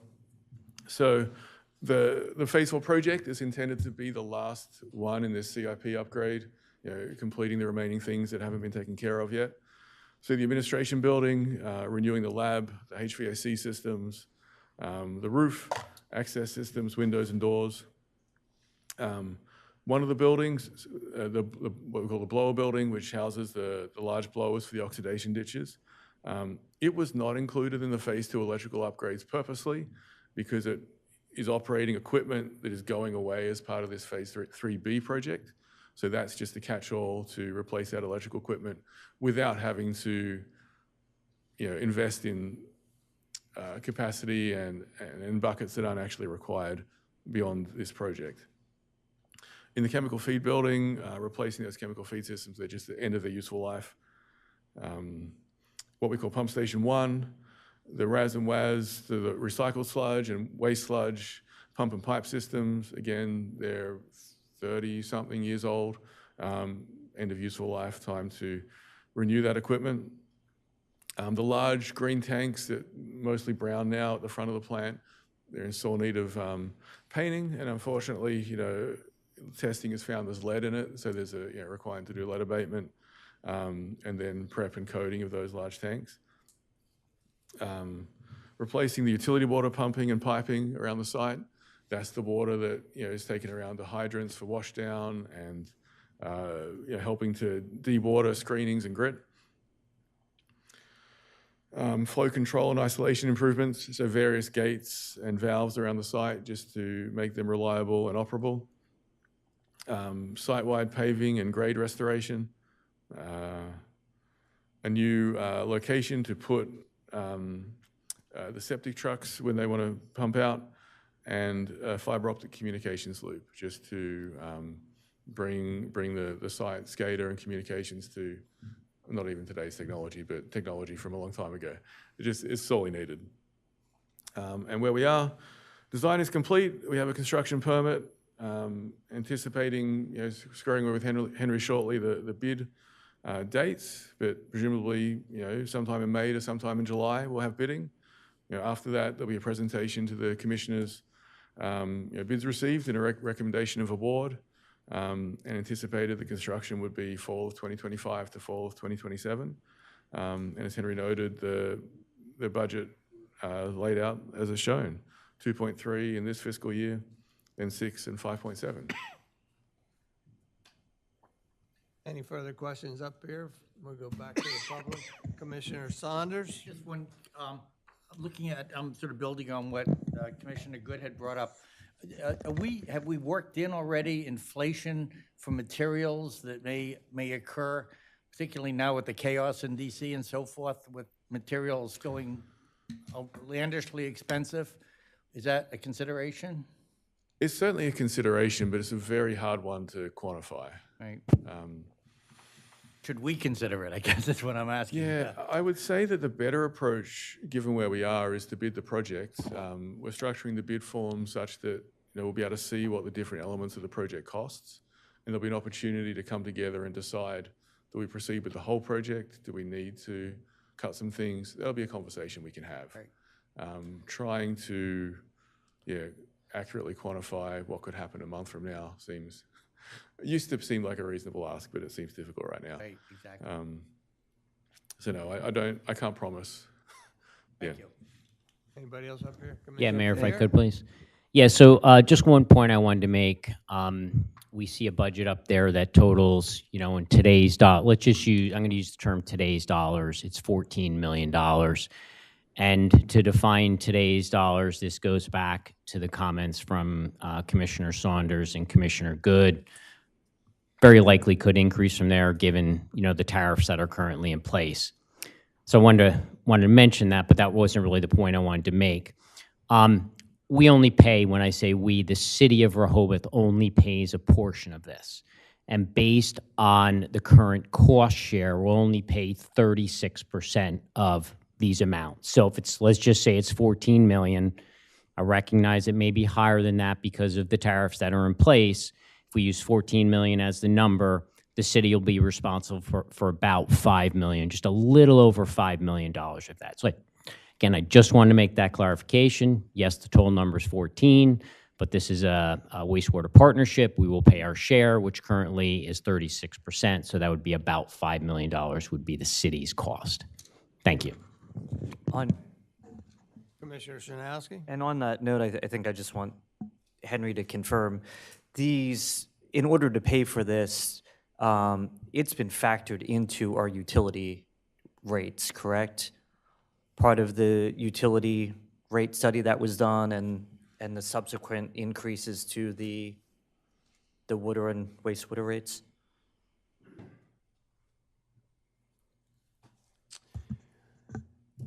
Yes and no.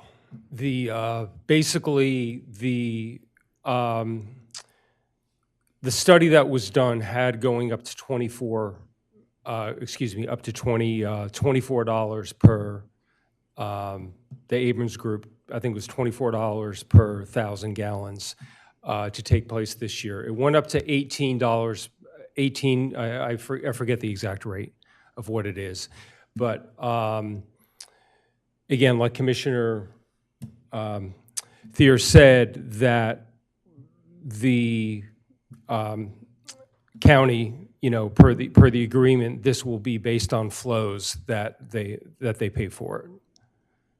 If that makes sense. Yeah, no, I understand that, but I thought that in order to pay for these huge capital expenses, it was already factored into the rate in which people are paying. Some of it for this fiscal year, it is. We'll probably have to take a look further on, and I need to get also with the finance director on it. Okay. And then my last question is, these budgeted amounts, if they haven't changed, were done 6 years ago or so, maybe 5 years ago. As we've looked at the capital improvement plan each year, have we changed these amounts, or are these the static amounts from 5-6 years ago? Well, this amount, you see this basically 14 million is based on the design, the 100% design, which was just done, plus soft costs, engineering costs, GHD costs. This 14 million that's here. Okay, so this is not necessarily what has been in the capital improvement plan for the past 5 years on our 5-year horizon then. These are new numbers that have just been calculated? The 12 million was in there for has been in there for several years. Okay, so that's my question. We went yes. from 12 million to 14 million, so we are factoring in changes every year that we're looking at this. Right, and this also has the soft cost in there as well, not just the construction costs. Okay, thank you. Mayor? Commissioner Good? Thank you. I was heartened to hear from Commissioner Thier, and I was that all of a sudden the Rehoboth Beach flow is only 36%, which would put out those customers outside city limits at 64%. I actually thought we were paying somewhere between 42 and 48% of those loans.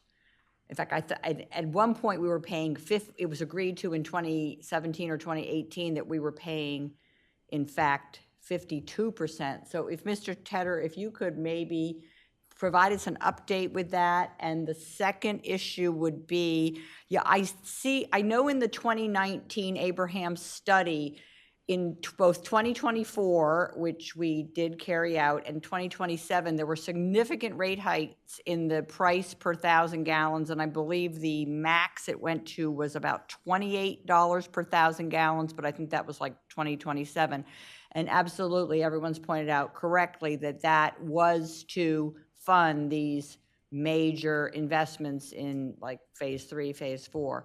So I think it would help us to know exactly what percentage we're going to be responsible for, especially as it may go edge closer to 14 to 15 million for the total cost. Sure. So the Mayor, if difference I could there, please, I'm sorry, Taylor, if I could take this one, the Sure, first one, I appreciate it. So we've covered this a number of times. So you've got wastewater agreements that go back to 1983. Agreements were drafted between us and Dewey and us and Hennelope and Acres at the time, maybe North Shore somewhere they factored in there as well. Then in 2017, when the outfall was constructed, another agreement was signed. In that 2017 agreement, there's a clause that relates specifically to debt service. Any debt service, regardless of what it's for, whether it's for the outfall or if it's for the wastewater treatment plant, the county pays 42%. Now, we also get some reimbursement from North Shores, correct, in addition to that 42% because we have a separate agreement with them, correct? completely separate agreement. Yep. So the point is the county pays 42%. We probably get about 4 or 5% from North Shores. And again, don't quote me on that. So the city of Rehoboth pays, let's say we pay 52%. Our proportional utilization of the wastewater treatment plant, right, the flows, the actual flows, based on the audited financials from 2024, were 36%. So that's where that 36% comes. So just kind of circle back and be really clear. Any debt service, the county pays 42%, North Shores pays their proportion, which is somewhere between 4 and 5% based on actual flows. Again, that's just debt service. Everything else is considered operations and maintenance. Any operations and maintenance costs are paid based on a proportional split. Our proportional split right now is 36%. So any operations and maintenance will pay our 36%. What we're planning to do here with phase 4, and again, we talked about this during the budget cycle, is that rather than debt, where the county would only have to pay 42%, we're just going to pay cash when we got the cash. So instead of us paying 52%, right? So if we'd use debt for this, the city would have to pay 52% of that debt service. If we pay cash, we're only going to pay 36%. So there's a significant financial benefit to the city to not use debt for this, for what is going to be, like you said, 14, probably $15 million. So again, key thing, debt service is one rate, everything else is based on proportion. I'll let you take the second part of that question. Thank you, Taylor. Thank you. That was correct. And there was a second question?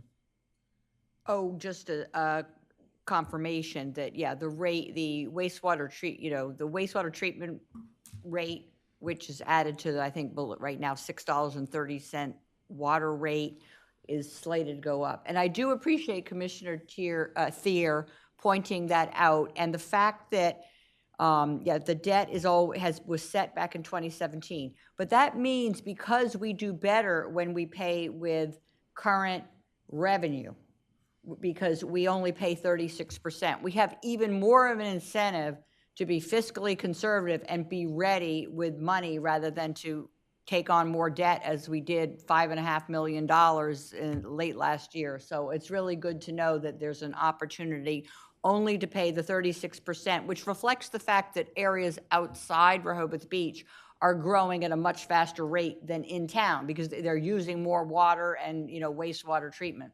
So the only thing is to follow up. The Abraham's report went through 2027, but we modified it slightly in I believe it was March of 2024, when we raised the rates a little bit differently than the Abraham report had recommended. So we're already a little higher than they thought we would be in 2025, but they have us pretty much, if you could show us, if you think going to $28 per 1,000 gallons in 2027 will be sufficient, or we need to look at even higher rates or possibly enjoy lower rates.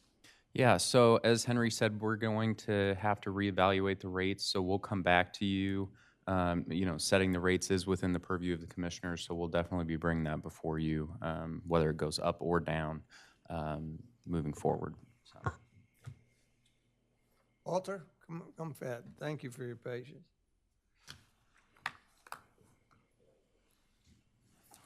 Good afternoon, Walter Birmingham, 123 Rehoboth Avenue.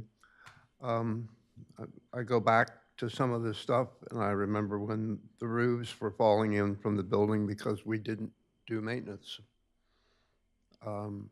We knew we weren't doing maintenance, but so I ask a question now.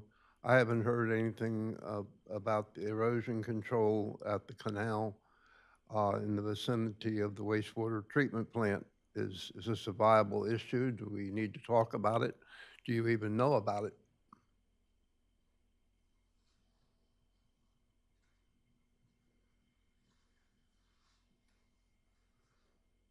That's something I will investigate. I know there was an issue several years ago there, and it was mitigated. I will look into that. It's supposedly it is currently happening in this time, and with a tumultuous situation with the federal government and the Coast Guard, et cetera. If we are dealing with erosion down at the sewer plant, there needs to be an air of attitude that none of the equipment that we're putting in down there is endangered. It's a very unusual spot in so much as it was the old dump, and just beforehand, everything was built on piling. We knew that when we built it. But folks, there's a lot of stuff came out here today that we've never been told. And I'll go back on my harping again. There's no water and sewer committee. And although there was a rate study done beforehand, I would hate to think what's going to come back next time, because I don't expect there will be anything except we'll be given numbers. Thank you, Walter. Without citizen input. Thank you, Walter. Tom? Tom Gaynor, property owner.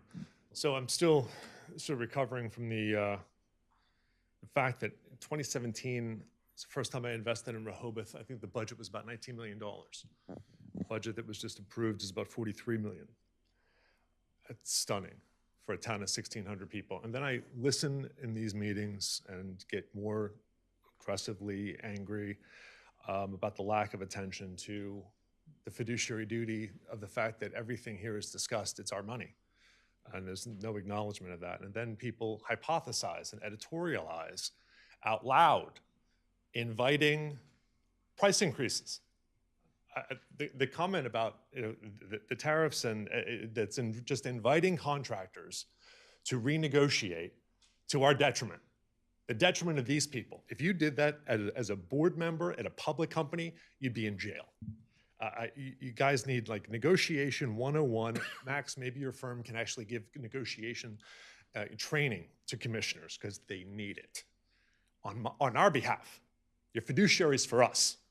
You're not editorializing about what's going on in DC. You're paying attention to our money and supposed to be taking positions that are beneficial to us, not just calculating when the next increase is going to be, that the next time you got to hit the ATM. We're the ATM. Have a cognizance of that. You know, I've run major companies, and the thing that you put on a mantra somewhere is our customers are the rationale for why we're here. Our duty is to them. Think about that somewhere in City Hall.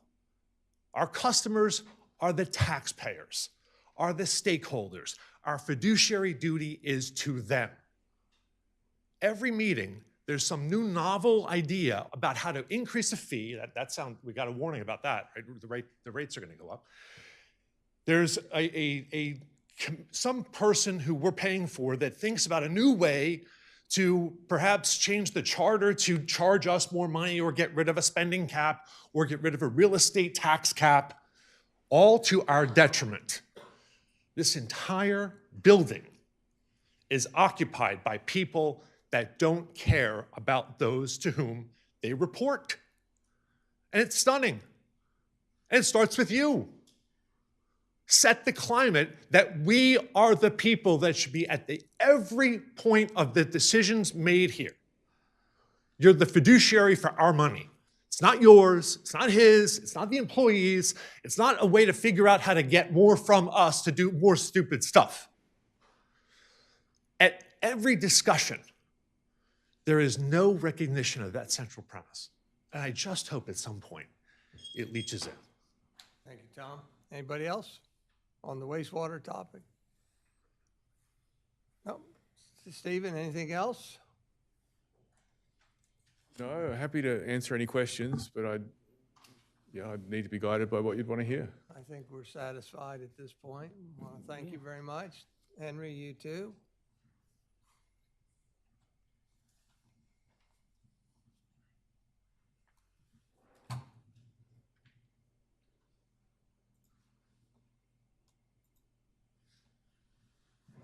Thank you all. Thank you all. With that, we're going to move on to the second item of new business, which is presentation and consideration of a negotiated employment agreement with a candidate for city solicitor. I'd like to start off and remind everybody how FOIA looks at some of this. If you recall, we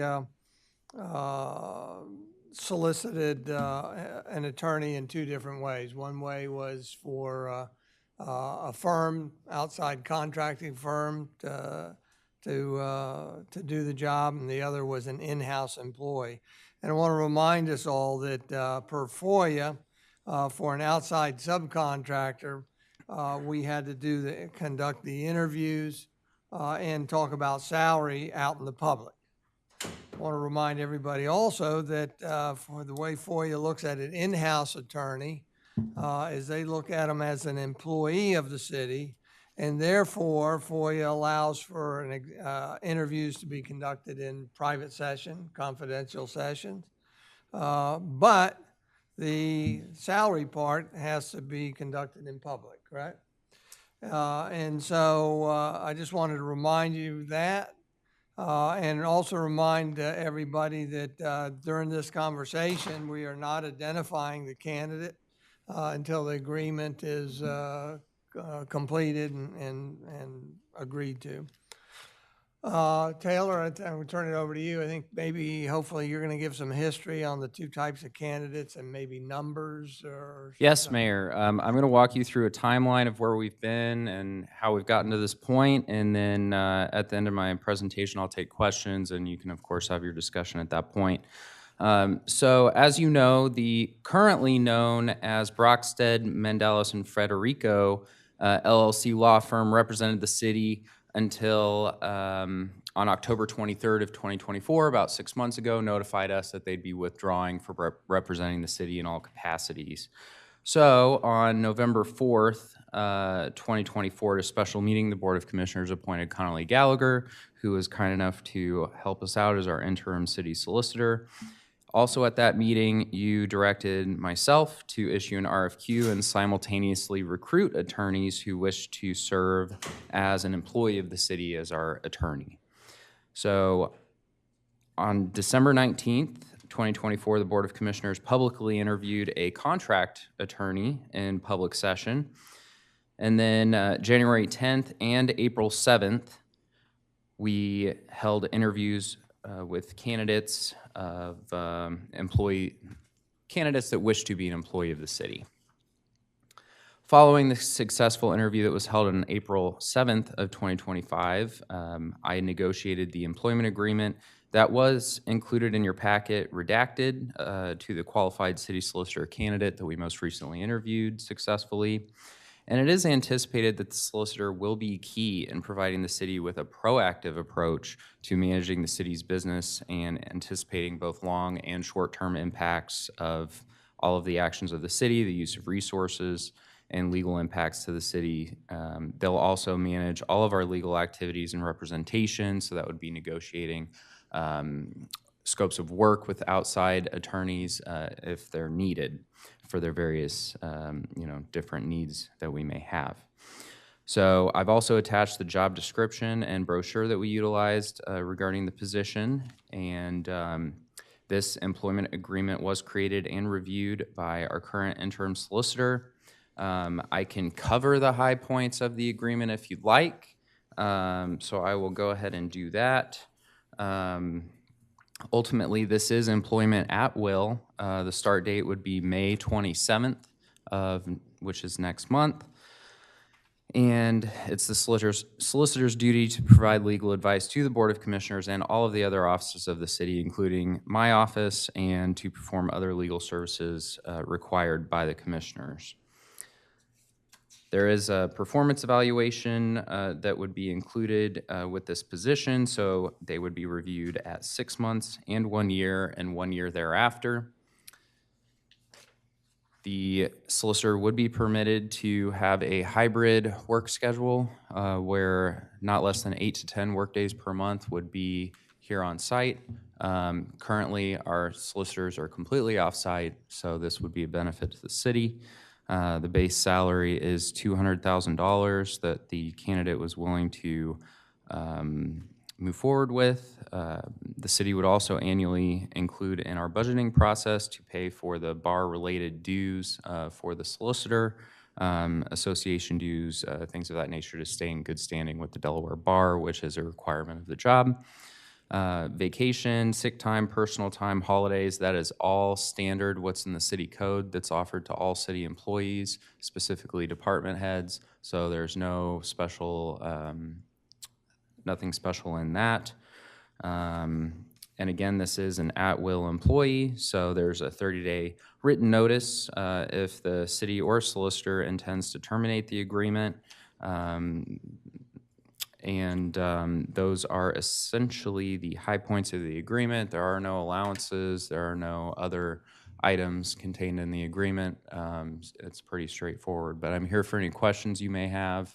And if you have legal questions, I'm sure our interim solicitor, who's potentially nearing his end with the city, may have questions, can answer questions for you as well. So Thank you, Taylor. I want to remind everybody, whether it's at this point today, whether we punt or defer or make a motion, the motion would be to authorize the mayor to execute an employment agreement appointing an individual to the position of city solicitor. So that perhaps is a goal, whether today or in the future. And for me, I would absolutely like to appoint somebody sooner than later. We've got a lot of things going on, including they could help facilitate updating the codes and charters that we've been talking about, and give some relief to our interim city solicitor too. So is there any conversation up here that you'd like? Questions about the contract? Commissioner Markert, and then. I just wanted to have maybe the backdrop of, with regard, being sensitive to the people has been recognized that paid for this, that the legal costs that we have been incurring with regard to having outside representation, and the fact that this is a in-house person, what's the ramifications of how does that affect the budget effectively? I know we have some other folks that are also, in addition to this, we have some specialized representatives with regard to personnel matters and so forth. But I've been just wondering, what we might anticipate with regard to the budget ramifications of this.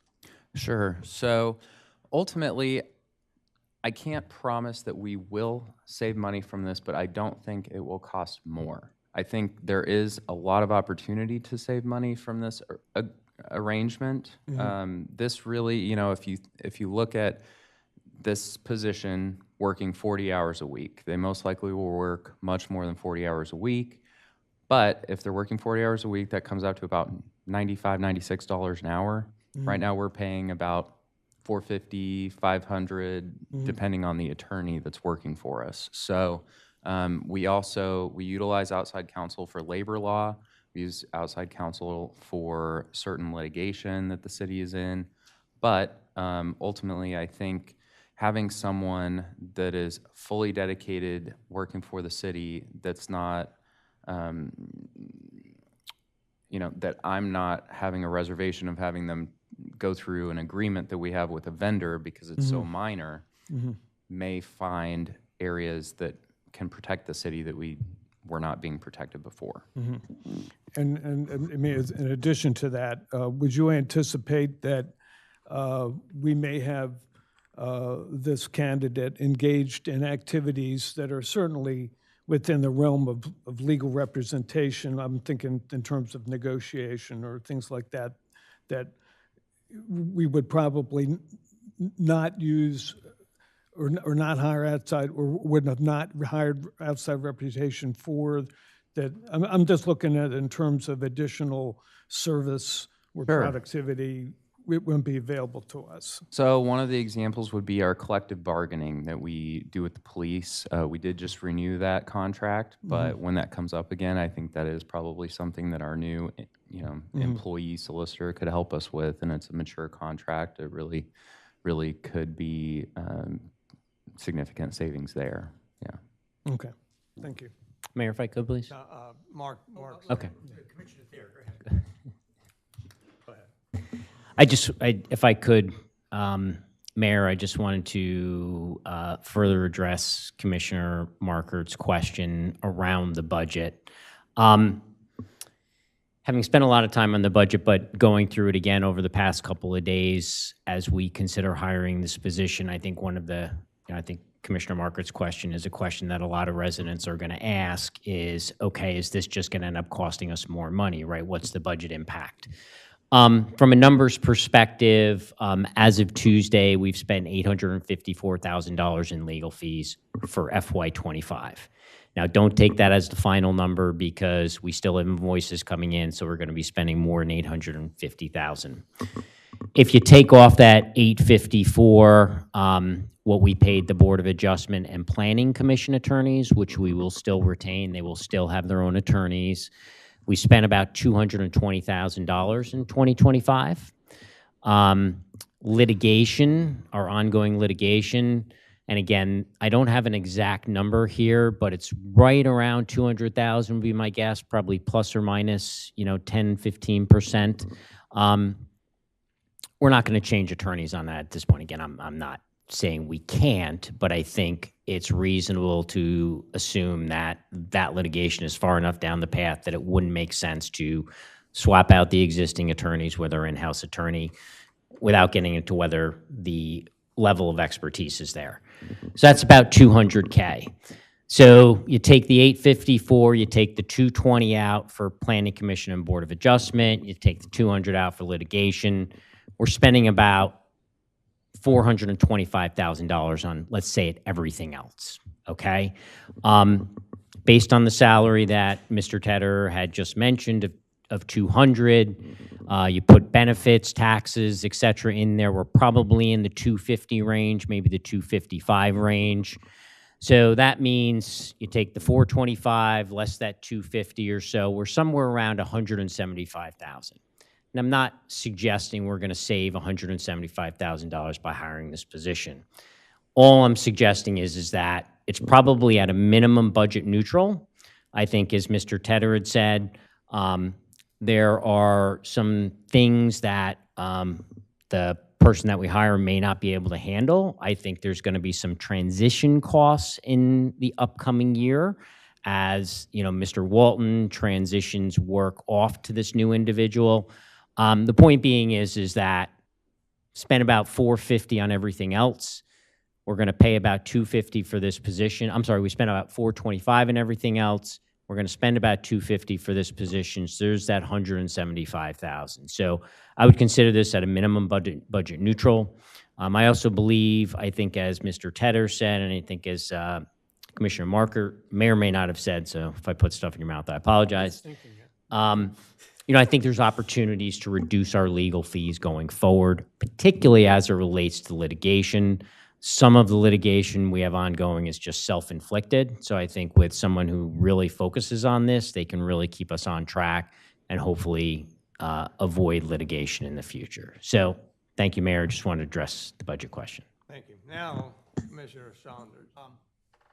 For the record, I've met the applicant, and I'm completely support this applicant. I feel the applicant is qualified and able to do the job we're requesting her to do. But I have some contract questions. Sure. And I shared this with Tedder, particularly 7B, which calls for an evaluation and a possible raise within 6 months.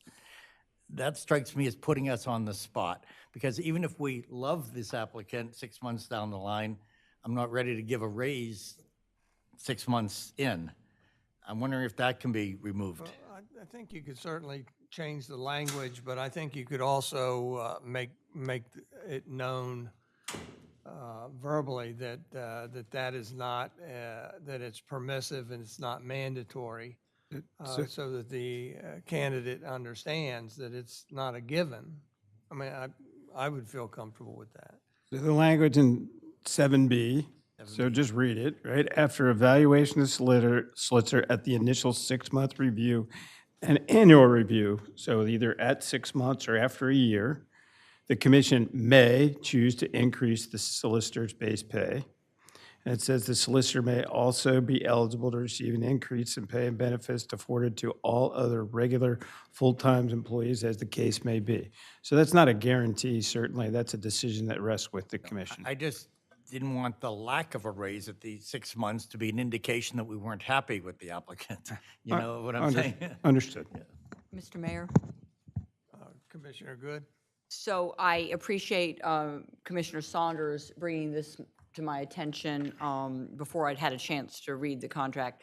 My concern is not of offending an employee because this language leaves it open to provide a raise after 6 months. My problem is that if I were in the city manager's position, I never would have accepted a raise that comes into play until at least 12 months have gone by. So there's an unusual aspect to this, which I think is inappropriate. So I would hope some of you would, I don't want to leave it open the way our interim city solicitor has suggested, because when things are left open in this city, somehow we always default to the largesse, or to, just getting to, saying yes to get along, going along to get along, or whatever seems to drive the behavior here. So I don't trust having language where a raise, assuming this contract is accepted and ratified, where we have to delete the this may choose to increase the solicitor's base pay. It can't be after the initial 6-month review. It can only occur after an annual review at the earliest. My overall, I like Commissioner Saunders and all of you, I've been quite impressed by the candidates who have been, who have been willing to apply to our city. The problem is we start, I've done a survey of what solicitors are being paid in small to medium-sized towns. But for some reason, maybe thanks to a precedent set here on Monday, April 8th, 2024, with our own city manager, we have escalated the expectations for salary, and it's really doing us a disservice. For instance, I did a survey of similar towns to ours. The starting salary for a similar position is typically around $135,000 a year. So all of a sudden, why are we at $200,000 a year, which is 50? It's not just 10% more; it's 50% more. That's before benefits like health insurance and everything else. So I appreciate Commissioner Thier putting the numbers together. My other sticking point on this, which goes back to Mayor Mills and others, I thought the whole virtue of having an in-house counsel would be that although the Board of Adjustment, as per our charter, has to have separate counsel from the Board of Commissioners solicitor, but we're allowed to let the Planning Commission, which seems to have no guardrails on how much it asks us to have attorneys represent them for interminably long hearings. Why would we, if we have an in-house counsel, I want that person to attend and represent the Planning Commission, which was something that happened for many years when Mr. Mandalis represented both the Board of Commissioners and Planning Commission. So we're sort of not taking advantage of this of a possibility of a serious savings drop by saying, as the mayor has insisted, that we can't have this in-house counsel represent the Planning Commission. So there are a lot of hesitations on my part, as I'm sure you can sense, but it's the run-up in salaries way above what market levels would indicate.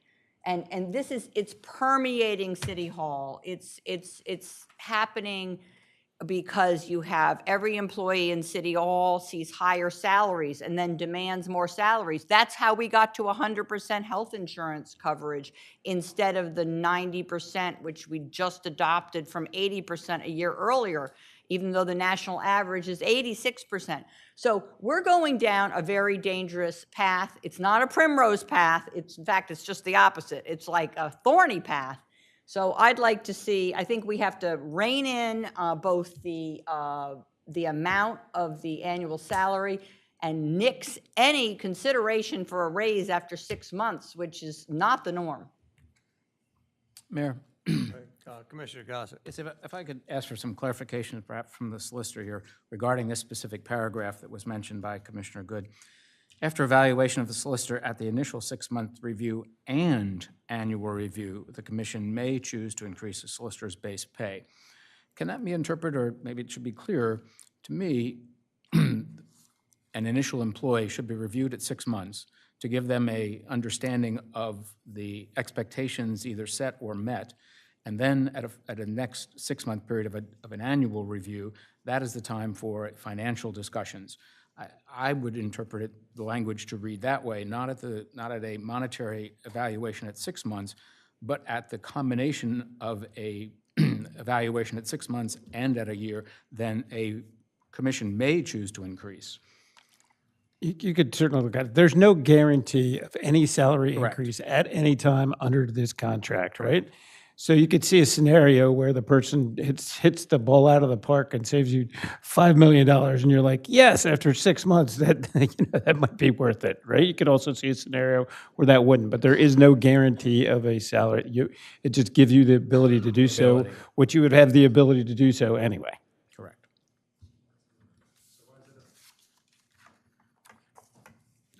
Anybody else? Mayor, so I will agree with Commissioner Good. I certainly would not be willing to do a salary increase after 6 months, but I may not be here in 6 months, and someone else is making the decision. So, and as Commissioner Gossett just questioned, sort of how you interpret that sentence, the fact that there is room for some discussion about interpretation, we should probably just take it out. I'd feel comfortable with that. In terms with the rest of the salary and the package, I think the salary is in line with market. You know, you look at other professionals like doctors and, you know, BB has the same problem that we have, attracting qualified, good people to come down here and work. And the cost of living is a huge factor in that. And, you know, so anyway, professionals, you know, like our legal services, I think it's in line. I appreciate Commissioner Thier looking at the numbers. Like you said, at the very least, I think we'll be budget neutral, but I'm fairly confident that, you know, this is going to save us money. And related to Commissioner Good's comments about utilizing this person on the Planning Commission, I've always been opposed to that because oftentimes we had a Planning Commission that was battling with building and licensing, and we needed to have sort of separate representation.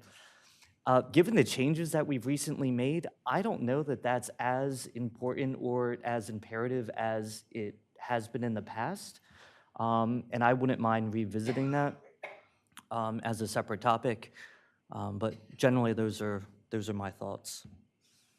I'd like to respond to Commissioner Good indicating that I said that the attorney for the Board of Commissioners can't also represent the Planning Commission. That's not true. I've never said that. Oh, so I didn't say that. I didn't say that. Well, yeah, Let you me did. respond to you after you're done, I please. have said it's not prudent, okay? So just be aware of that. Yeah, may I clarify? I only meant that you had said that as per our charter, we need separate counsel for the Board of Adjustment, but you expressed a strong preference. In fact, well, you told me basically you weren't comfortable or you were pretty strongly against trying to go back to a system which we had in like, say, in 2018, all the way up until, what, 2021, I think, where the Board of Commissioners Council also represented the Planning Commission. I want to effect the real savings that we can get. If we're going to go with this, I need to see us not have a separate Planning Commission legal tab, which, as Commissioner Thier put together, the Board of Adjustment and the Planning Commission together are $225,000. There have been some months where the Planning Commission's legal tab has been in the $80,000 to $100,000 range. So that's a savings that we should try to take advantage of. So I think we need more discussion. If with an in-house counsel, why are we not taking advantage of like we're not even taking advantage of one big opportunity for a major cost savings with the Planning Commissioner attorney? If I may, Mr. Mayor? It's not. I've been a manager and a commissioner today. Attorney, So I think we're going a little far afield on sort of the duties, you know, of the Planning Commission and assignment. The way that your code is currently structured, and I couldn't speak for a long time ago, is that there's an appeal from the Planning Commission on a number of things, and especially with the recently adopted ordinance, I think you're going to see more of that. So there is going to be a conflict, there could be a conflict issue whether you would need separate representation of the Board of Commissioners in such appeals. I've been here to handle those appeals in the past, and we're going back a few years, but that's something to keep in mind. But the matter that's before the commissioners today is not sort of the overall assignments and dealing with those conflict issues, et cetera, but it's rather, do we want to hire this person and this contract or you know, have this contract or not? So I'd like to keep it focused on that. Thank you. Mayor? Taylor, could I ask you to remind us how many applied for the outside attorney firm position? The, I think it was just so to be a right. contract, that's one firm. Subcontract. The point is we only got one. So Correct. we're not out there running and rushing to come here. Would you be? Review with us how many in-house candidates came. The first one, I believe, was not qualified. I think we had So we had four. 4 total. One was not qualified. One did not have the Delaware bar, and the second did not have any related experience. So then we interviewed 2. So we had 2. We made an offer to one who turned it down. And now we're looking at number 4. So the point is, they're not rushing or running to us either. And I think that's very important to note. Commissioner Gossett? Yes, thank you. One other aspect to consider in this position is this is unique in the sense that this potential applicant or this applicant is devoted full-time to Rehoboth Beach. We've never been in that position before. We have always, in essence, been a consultant, and they're available when available. We have been top priority many times, but not necessarily fall into that at this time. So I think that is certainly, if it's on initial back of the envelope discussion of revenue neutral, that's encouraging. I'm hopefully that will be the case, and I think that it'll be up to this individual and the city manager to make that the case and make it revenue neutral in that regards. But the clock will not be ticking. There's not an hourly rate. We're not paying for travel time.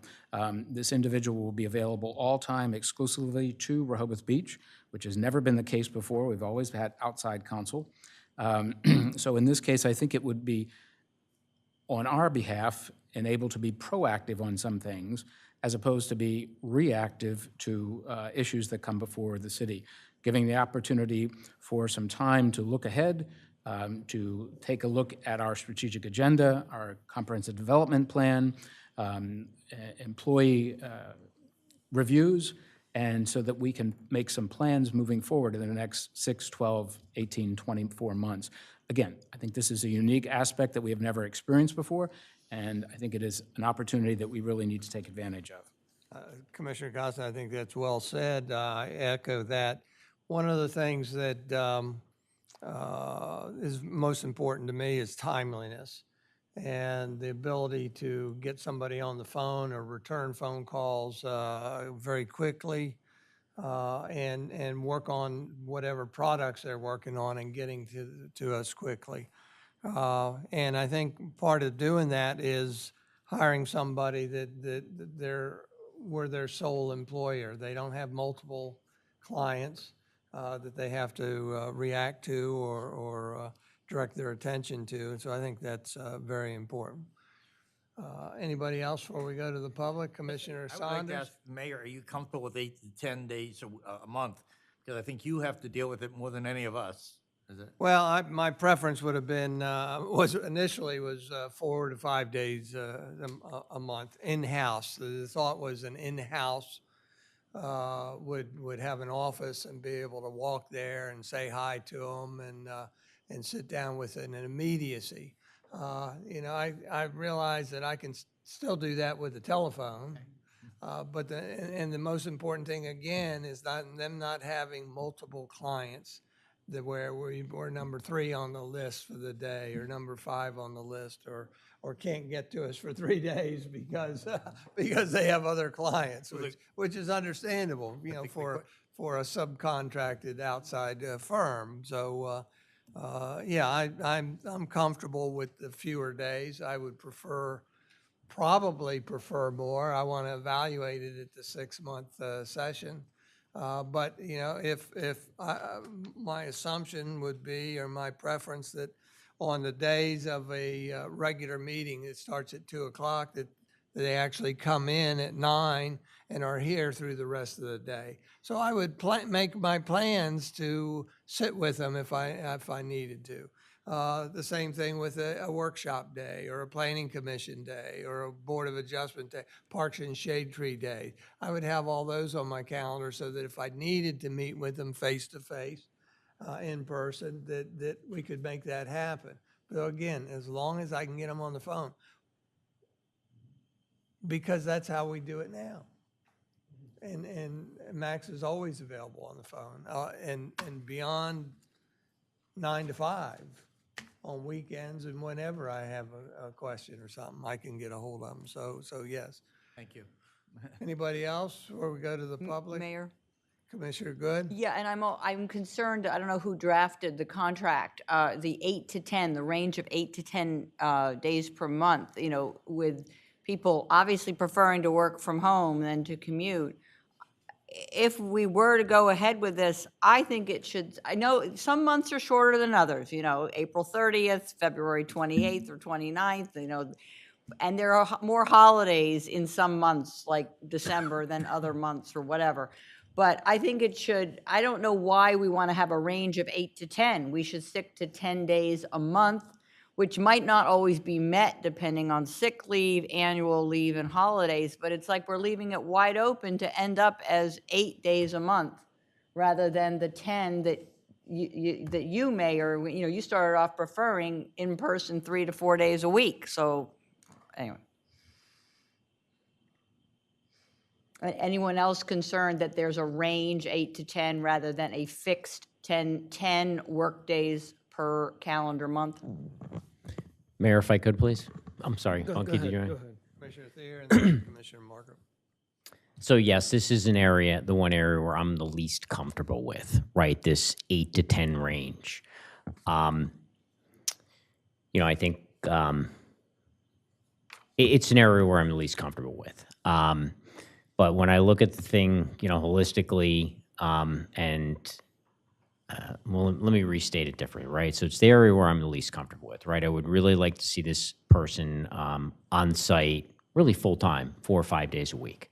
I appreciate that. You know, we've had a difficult time just finding candidates, and at this point, though I would like it to be more, 6 months. If this isn't working out, then we do something different. Okay. So I'm not. You know, at this point, if this is what the city manager is recommending at 8 to 10, though it's the one area where I'm the least comfortable with, and I would like to see it as something else, I'm willing to accept the 8 to 10, and if in 6 months or 3 months or 4 months it's not working out, then we decide to do something different. And if I may, so the intent behind this is exactly what Commissioner Good had kind of detailed. Some months have less days or more holidays, things of that nature. But the candidate's intent is that this is what can be done for the first 6 months and can make a promise to that for the first 6 months. And after that, the goal is more. But of course, that'll be a communication point and something for the commissioners to continually discuss with the individual as time goes on. Commissioner Markham?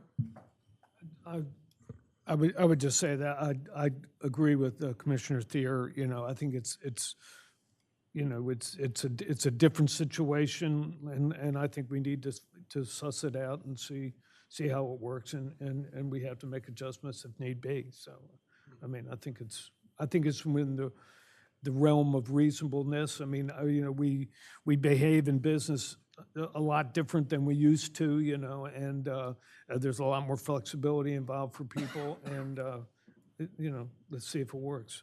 You know, I mean, ultimately, this person has to interface with this organization. You have to have really good working relationships certainly with the city manager and us. I think maybe secondarily, and I mean, I think we're probably both at the same level, but I mean, really have to have good integration with the city manager, and you know, we will be able to. I think we'll have a good indication of how things have been in 6 months, and we can evaluate that. So, anybody else? Tom, we'll go to the members of the public. Tom Gaynor, property owner. So it's probably the only other lawyer in the room. No resume or redacted experience CV was attached.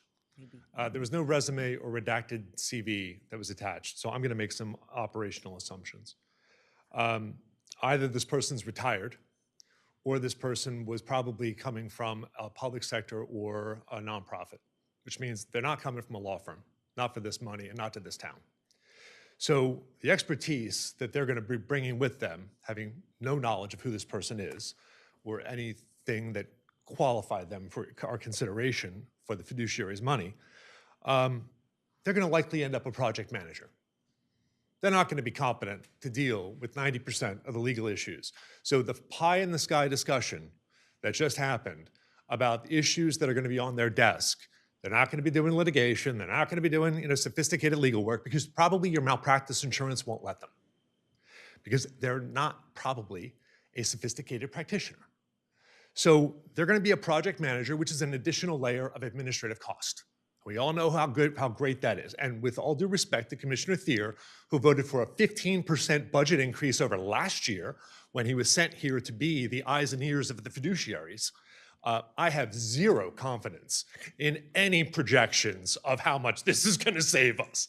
I can guarantee you it will not save us a dime because that person will not be doing any of the multifaceted layers of legal work that an outside law firm does. Every lawyer's got to bill 2,000 hours, roughly, at a major American law firm. As a senior partner at a major American law firm, I know the industry intimately. And you may not like a day delay because of what we pay, but the fact of the matter is, Max's firm and every firm here has got a range of experience that's applicable to the issue that you're going to face.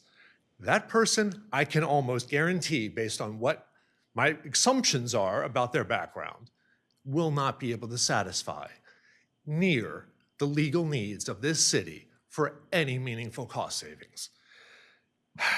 So among the malpractice limitations, the completely farcical suggestion that this is going to save anybody any money, I have zero idea. Oh, and the interesting thing is you admit the paucity of candidates. Should that cause any self-reflection? Seriously? Of why somebody who has a sophisticated, educated background and a senior degree wouldn't want to work with this group? That should be a mirror staring you in the face that perhaps the problem is this committee. Thank you, Tom. Anybody else? Walter?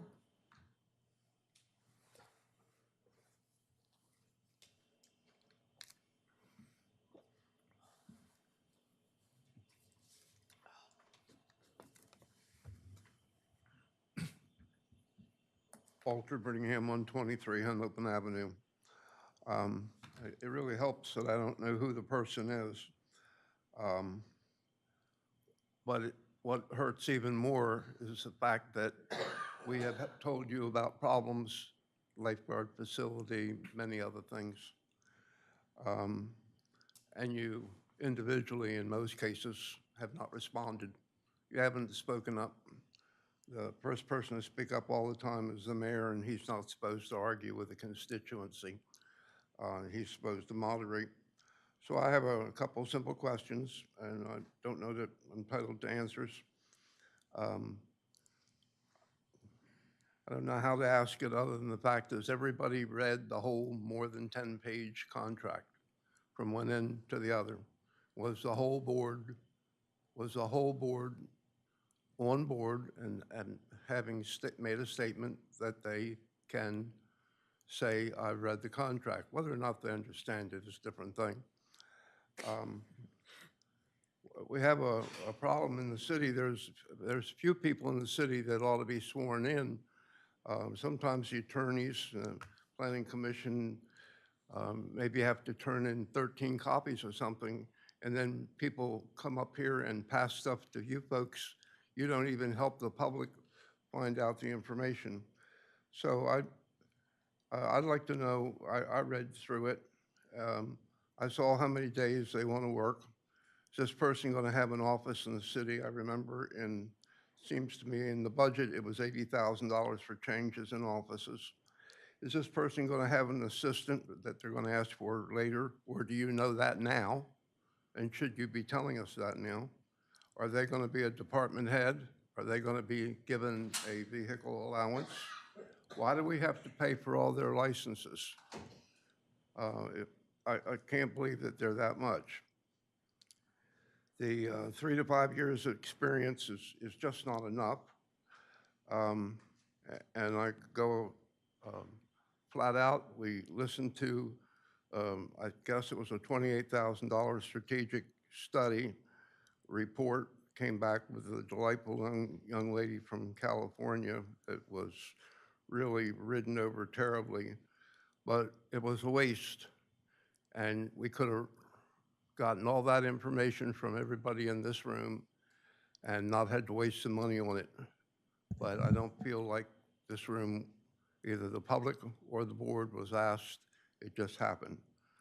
And I don't like the idea of it, and I do concur with the fact that after 6 months would be a time, but I don't see how anybody can know about the problems in 3 to 5 years of experience. If that somebody had 15 or 20 years, might be a little bit different. Thank you. Walton. Carolyn?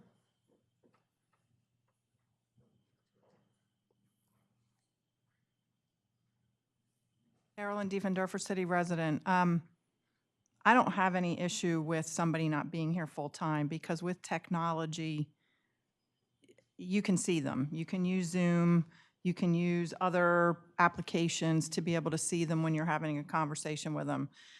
I think what you get by allowing the flexibility is maybe somebody who is more dedicated to their job because they're not losing time commuting, for example. When I was still working and we went through COVID, we saw no reduction in productivity when everybody had to start working at home because they were more focused on their job while they were sitting at home doing the job. We could get to them. You didn't lose time. You also didn't, they were more productive because they weren't able to be interrupted just by random chit chat, you know. So I don't see that as being an issue. I think what you will get is you will get somebody maybe who something is going to take more time. They've got to be somewhere, but they can still sit and up until the time they have to go, if it's close to their house, they're working. They can come back to it when they get home. They're not distracted by people here, so I have no problem with that. I also don't have a problem with saying somebody's going to be evaluated at 6 months and that you all are permitted, if you so choose, to give them a raise. It's not a guarantee. No raise is ever a guarantee. So just having that in there as you are permitted if you want, you would still, you know, do that probably as a budget variance where we would all be made aware. So I don't have a problem with those things. I also think as being a part of Parks and Shade Tree, we need more training. We don't have to now, if we have an in-house person, we don't have to worry about an extra cost to get that training. So I support this model, and I think you should go forward with it. Thank you. Thank you, Carolyn. Anybody else? Nope. Thank you much. So back to the table. We could certainly entertain a motion to approve it as is or make any modifications. Mr. Mayor? Commissioner Good? I would make 2 modifications, which I would like to run by all of you. I've discussed it with some of you already. The first would to bring the base salary down to $150,000. I'm not pulling that out of a hat. I've done a survey of what a town of our size, which chooses to have in-house counsel as opposed to contract attorneys, is paying for someone who is either, you know, who's not some high-level white shoe law firm recruit, which we haven't been getting. My second concern, with all due respect to Mr. Walton, my goal in this is to save money. Commissioner Thier agrees with me on this. Yes, we will surpass $840,000 easily in the most recent fiscal year for legal fees. By the time the tab for February and March, arrives, God knows it'll probably be closer to $950,000. But in any case, although I have some hesitation because this person has the right to hire all manner of specialist lawyers with different practice areas to do the actual footwork. You know, it's tempting.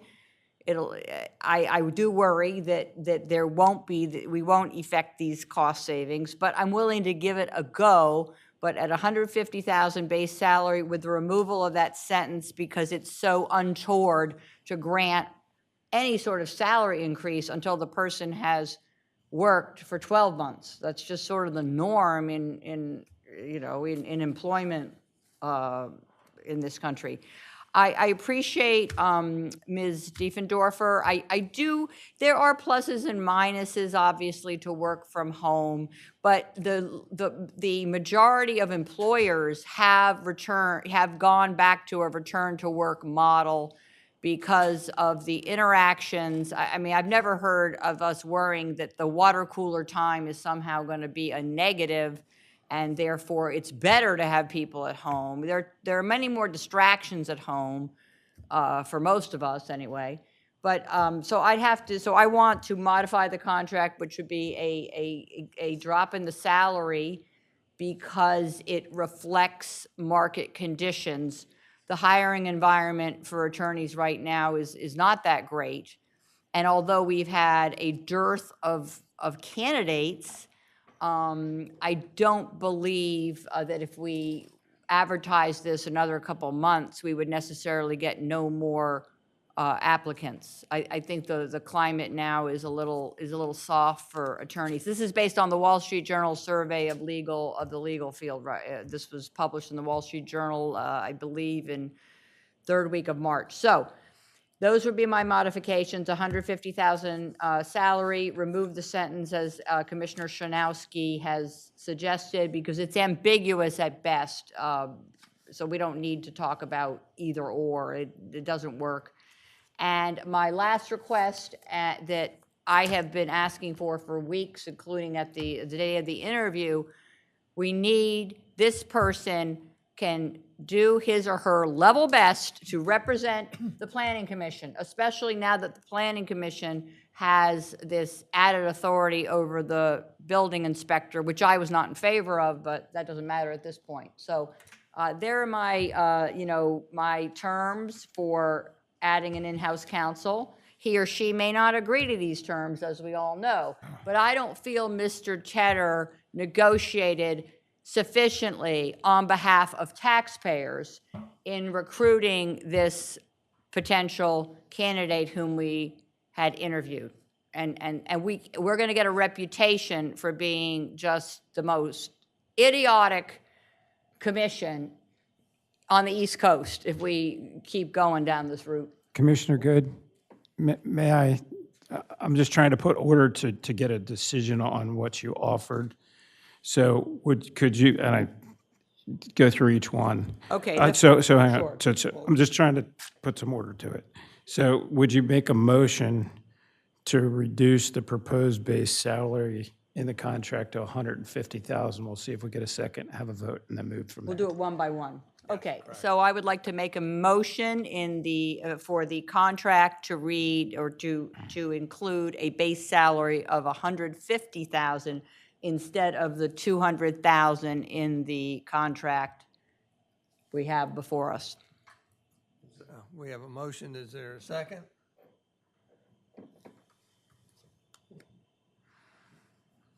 Seeing no second, the motion fails. You want to go on to your second one, Commissioner Good? Second is in conjunction with Commissioner Shanowski, adjacent to me, that there be better clarity that any potential salary increase at the earliest could be considered on, I guess, May 27th, 2026, which is a year after this particular contract commences. May I offer just a friendly amendment just for drafting purposes so it's easier? Perhaps the motion should be to remove paragraph 7G from the agreement.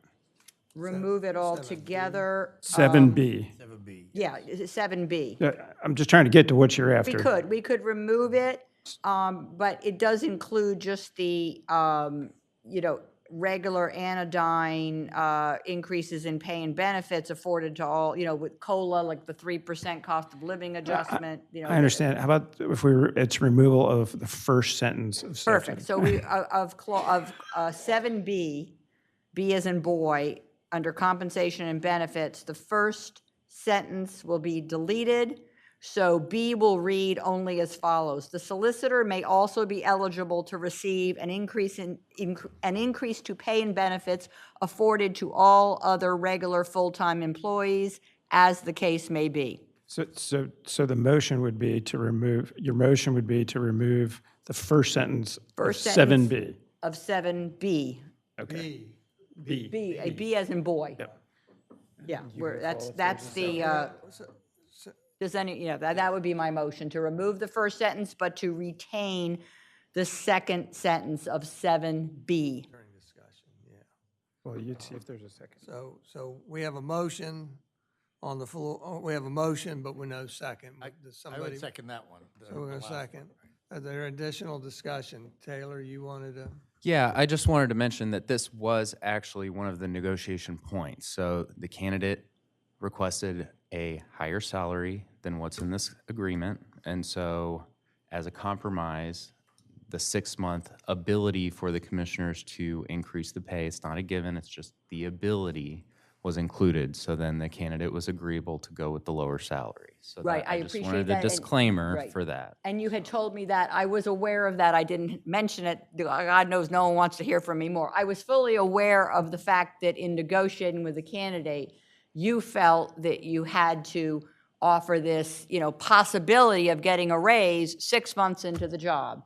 And I was disappointed that that would even be on the table. Like, a candidate can ask for the moon and the stars. It doesn't mean the city acquiesces, but it seems we do. So So anyway. we have a motion on the floor by Commissioner Good and a second by Commissioner Saunders to delete the first sentence of 7B in the contract before us. Is there any, I'm going to call the question. We'll do a roll call vote.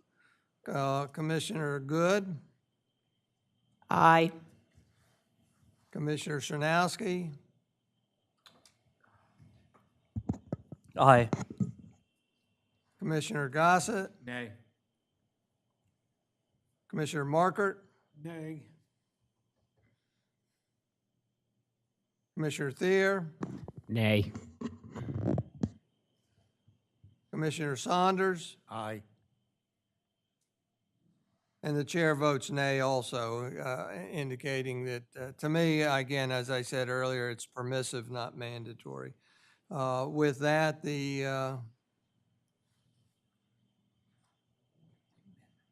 third proposed amendment point. fails. Okay, then You we're wanna going do to your the third one? point. Well, let me say this before, to me, if you're going to make a motion, I'm going to vote against it because I don't believe this is the time and place to be discussing incorporating the Board of Commissioners commissioner into the Planning Commission.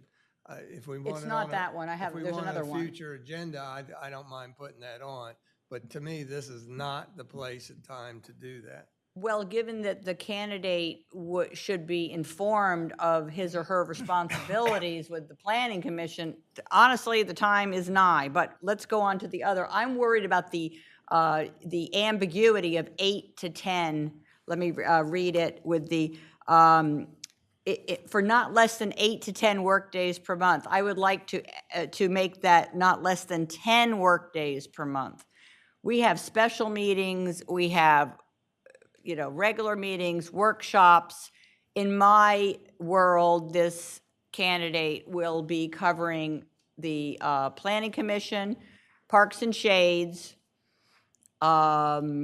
maybe some other, anyway, so 10 workdays a month, because if we leave it open to 8 to 10, obviously there's this, we are all aware of this candidate, like a lot of people, has a strong preference for work from home, which, we can discuss that ad nauseum. We're not going to do that now, but I don't know why we want to have a range of 8 to 10. Let's make it 10. So I make a motion that the contract read, Solicitor shall be permitted to work remotely as practicable and shall report in person for not fewer than 10 work days per month. I changed it to not fewer than just because the grammarian in me, it reads better.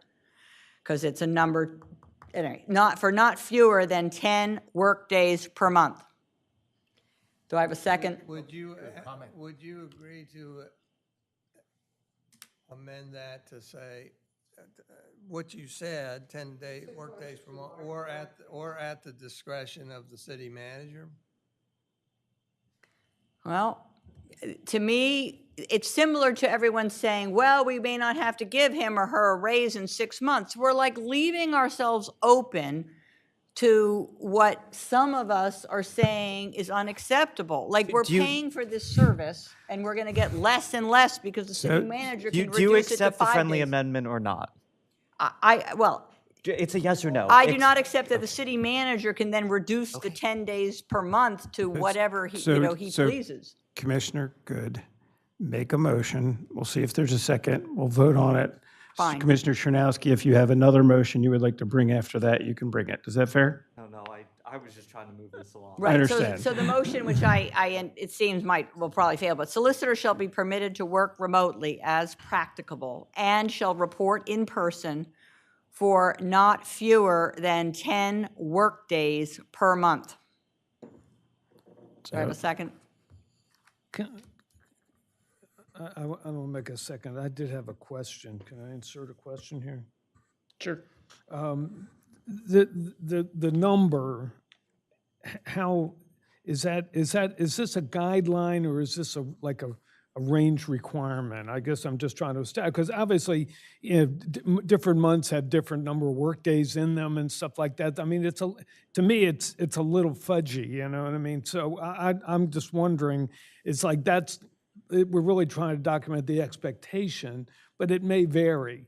And may that variance be something that you can basically decide or judge, you know what I mean? I don't know why we got to be so strict on the number of days in the month. So, The strict, if I may, the contract says 8 to 10 days a month, and I'm going to read Part B, so there's no confusion.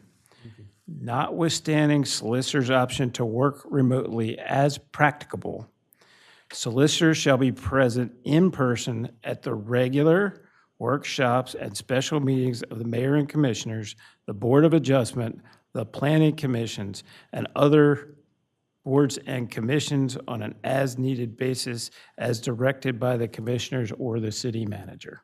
Okay. I think. That's what it says. Yeah, okay. All right. Right? So we have a motion on the floor. Do we have a second? Hearing no second, the motion fails.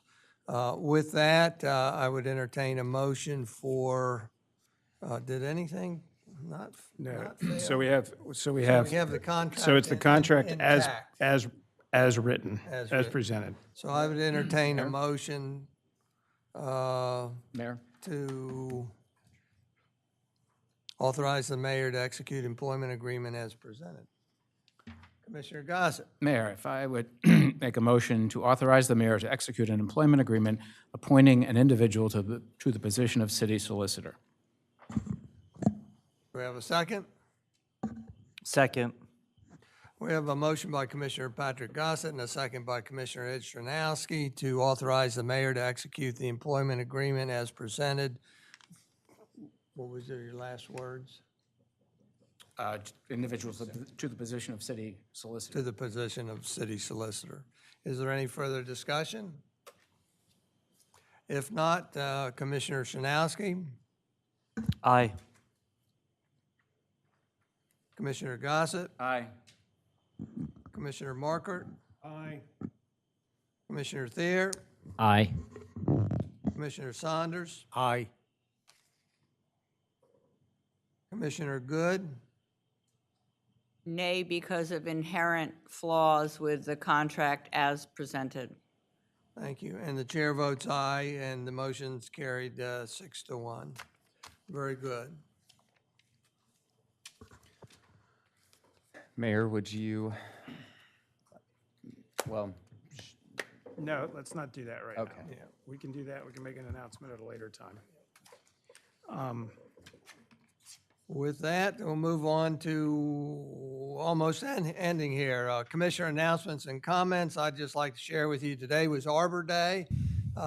We presented a proclamation to the students at Rehoboth Beach Elementary School. We had the biggest crowd that we've ever had, and we had some new elements to the Arbor Day. We had the elementary school band there serenading us.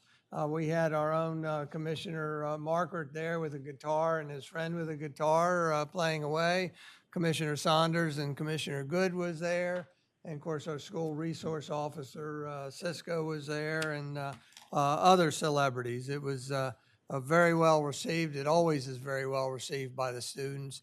And the nice thing this year was it was 3 trees planted on the school property. So they'll be able to watch them grow and thrive over the years. So that was very exciting for me to get there. In fact, one of the young lady students gave me a handmade, custom-made bracelet. It says, "I love trees."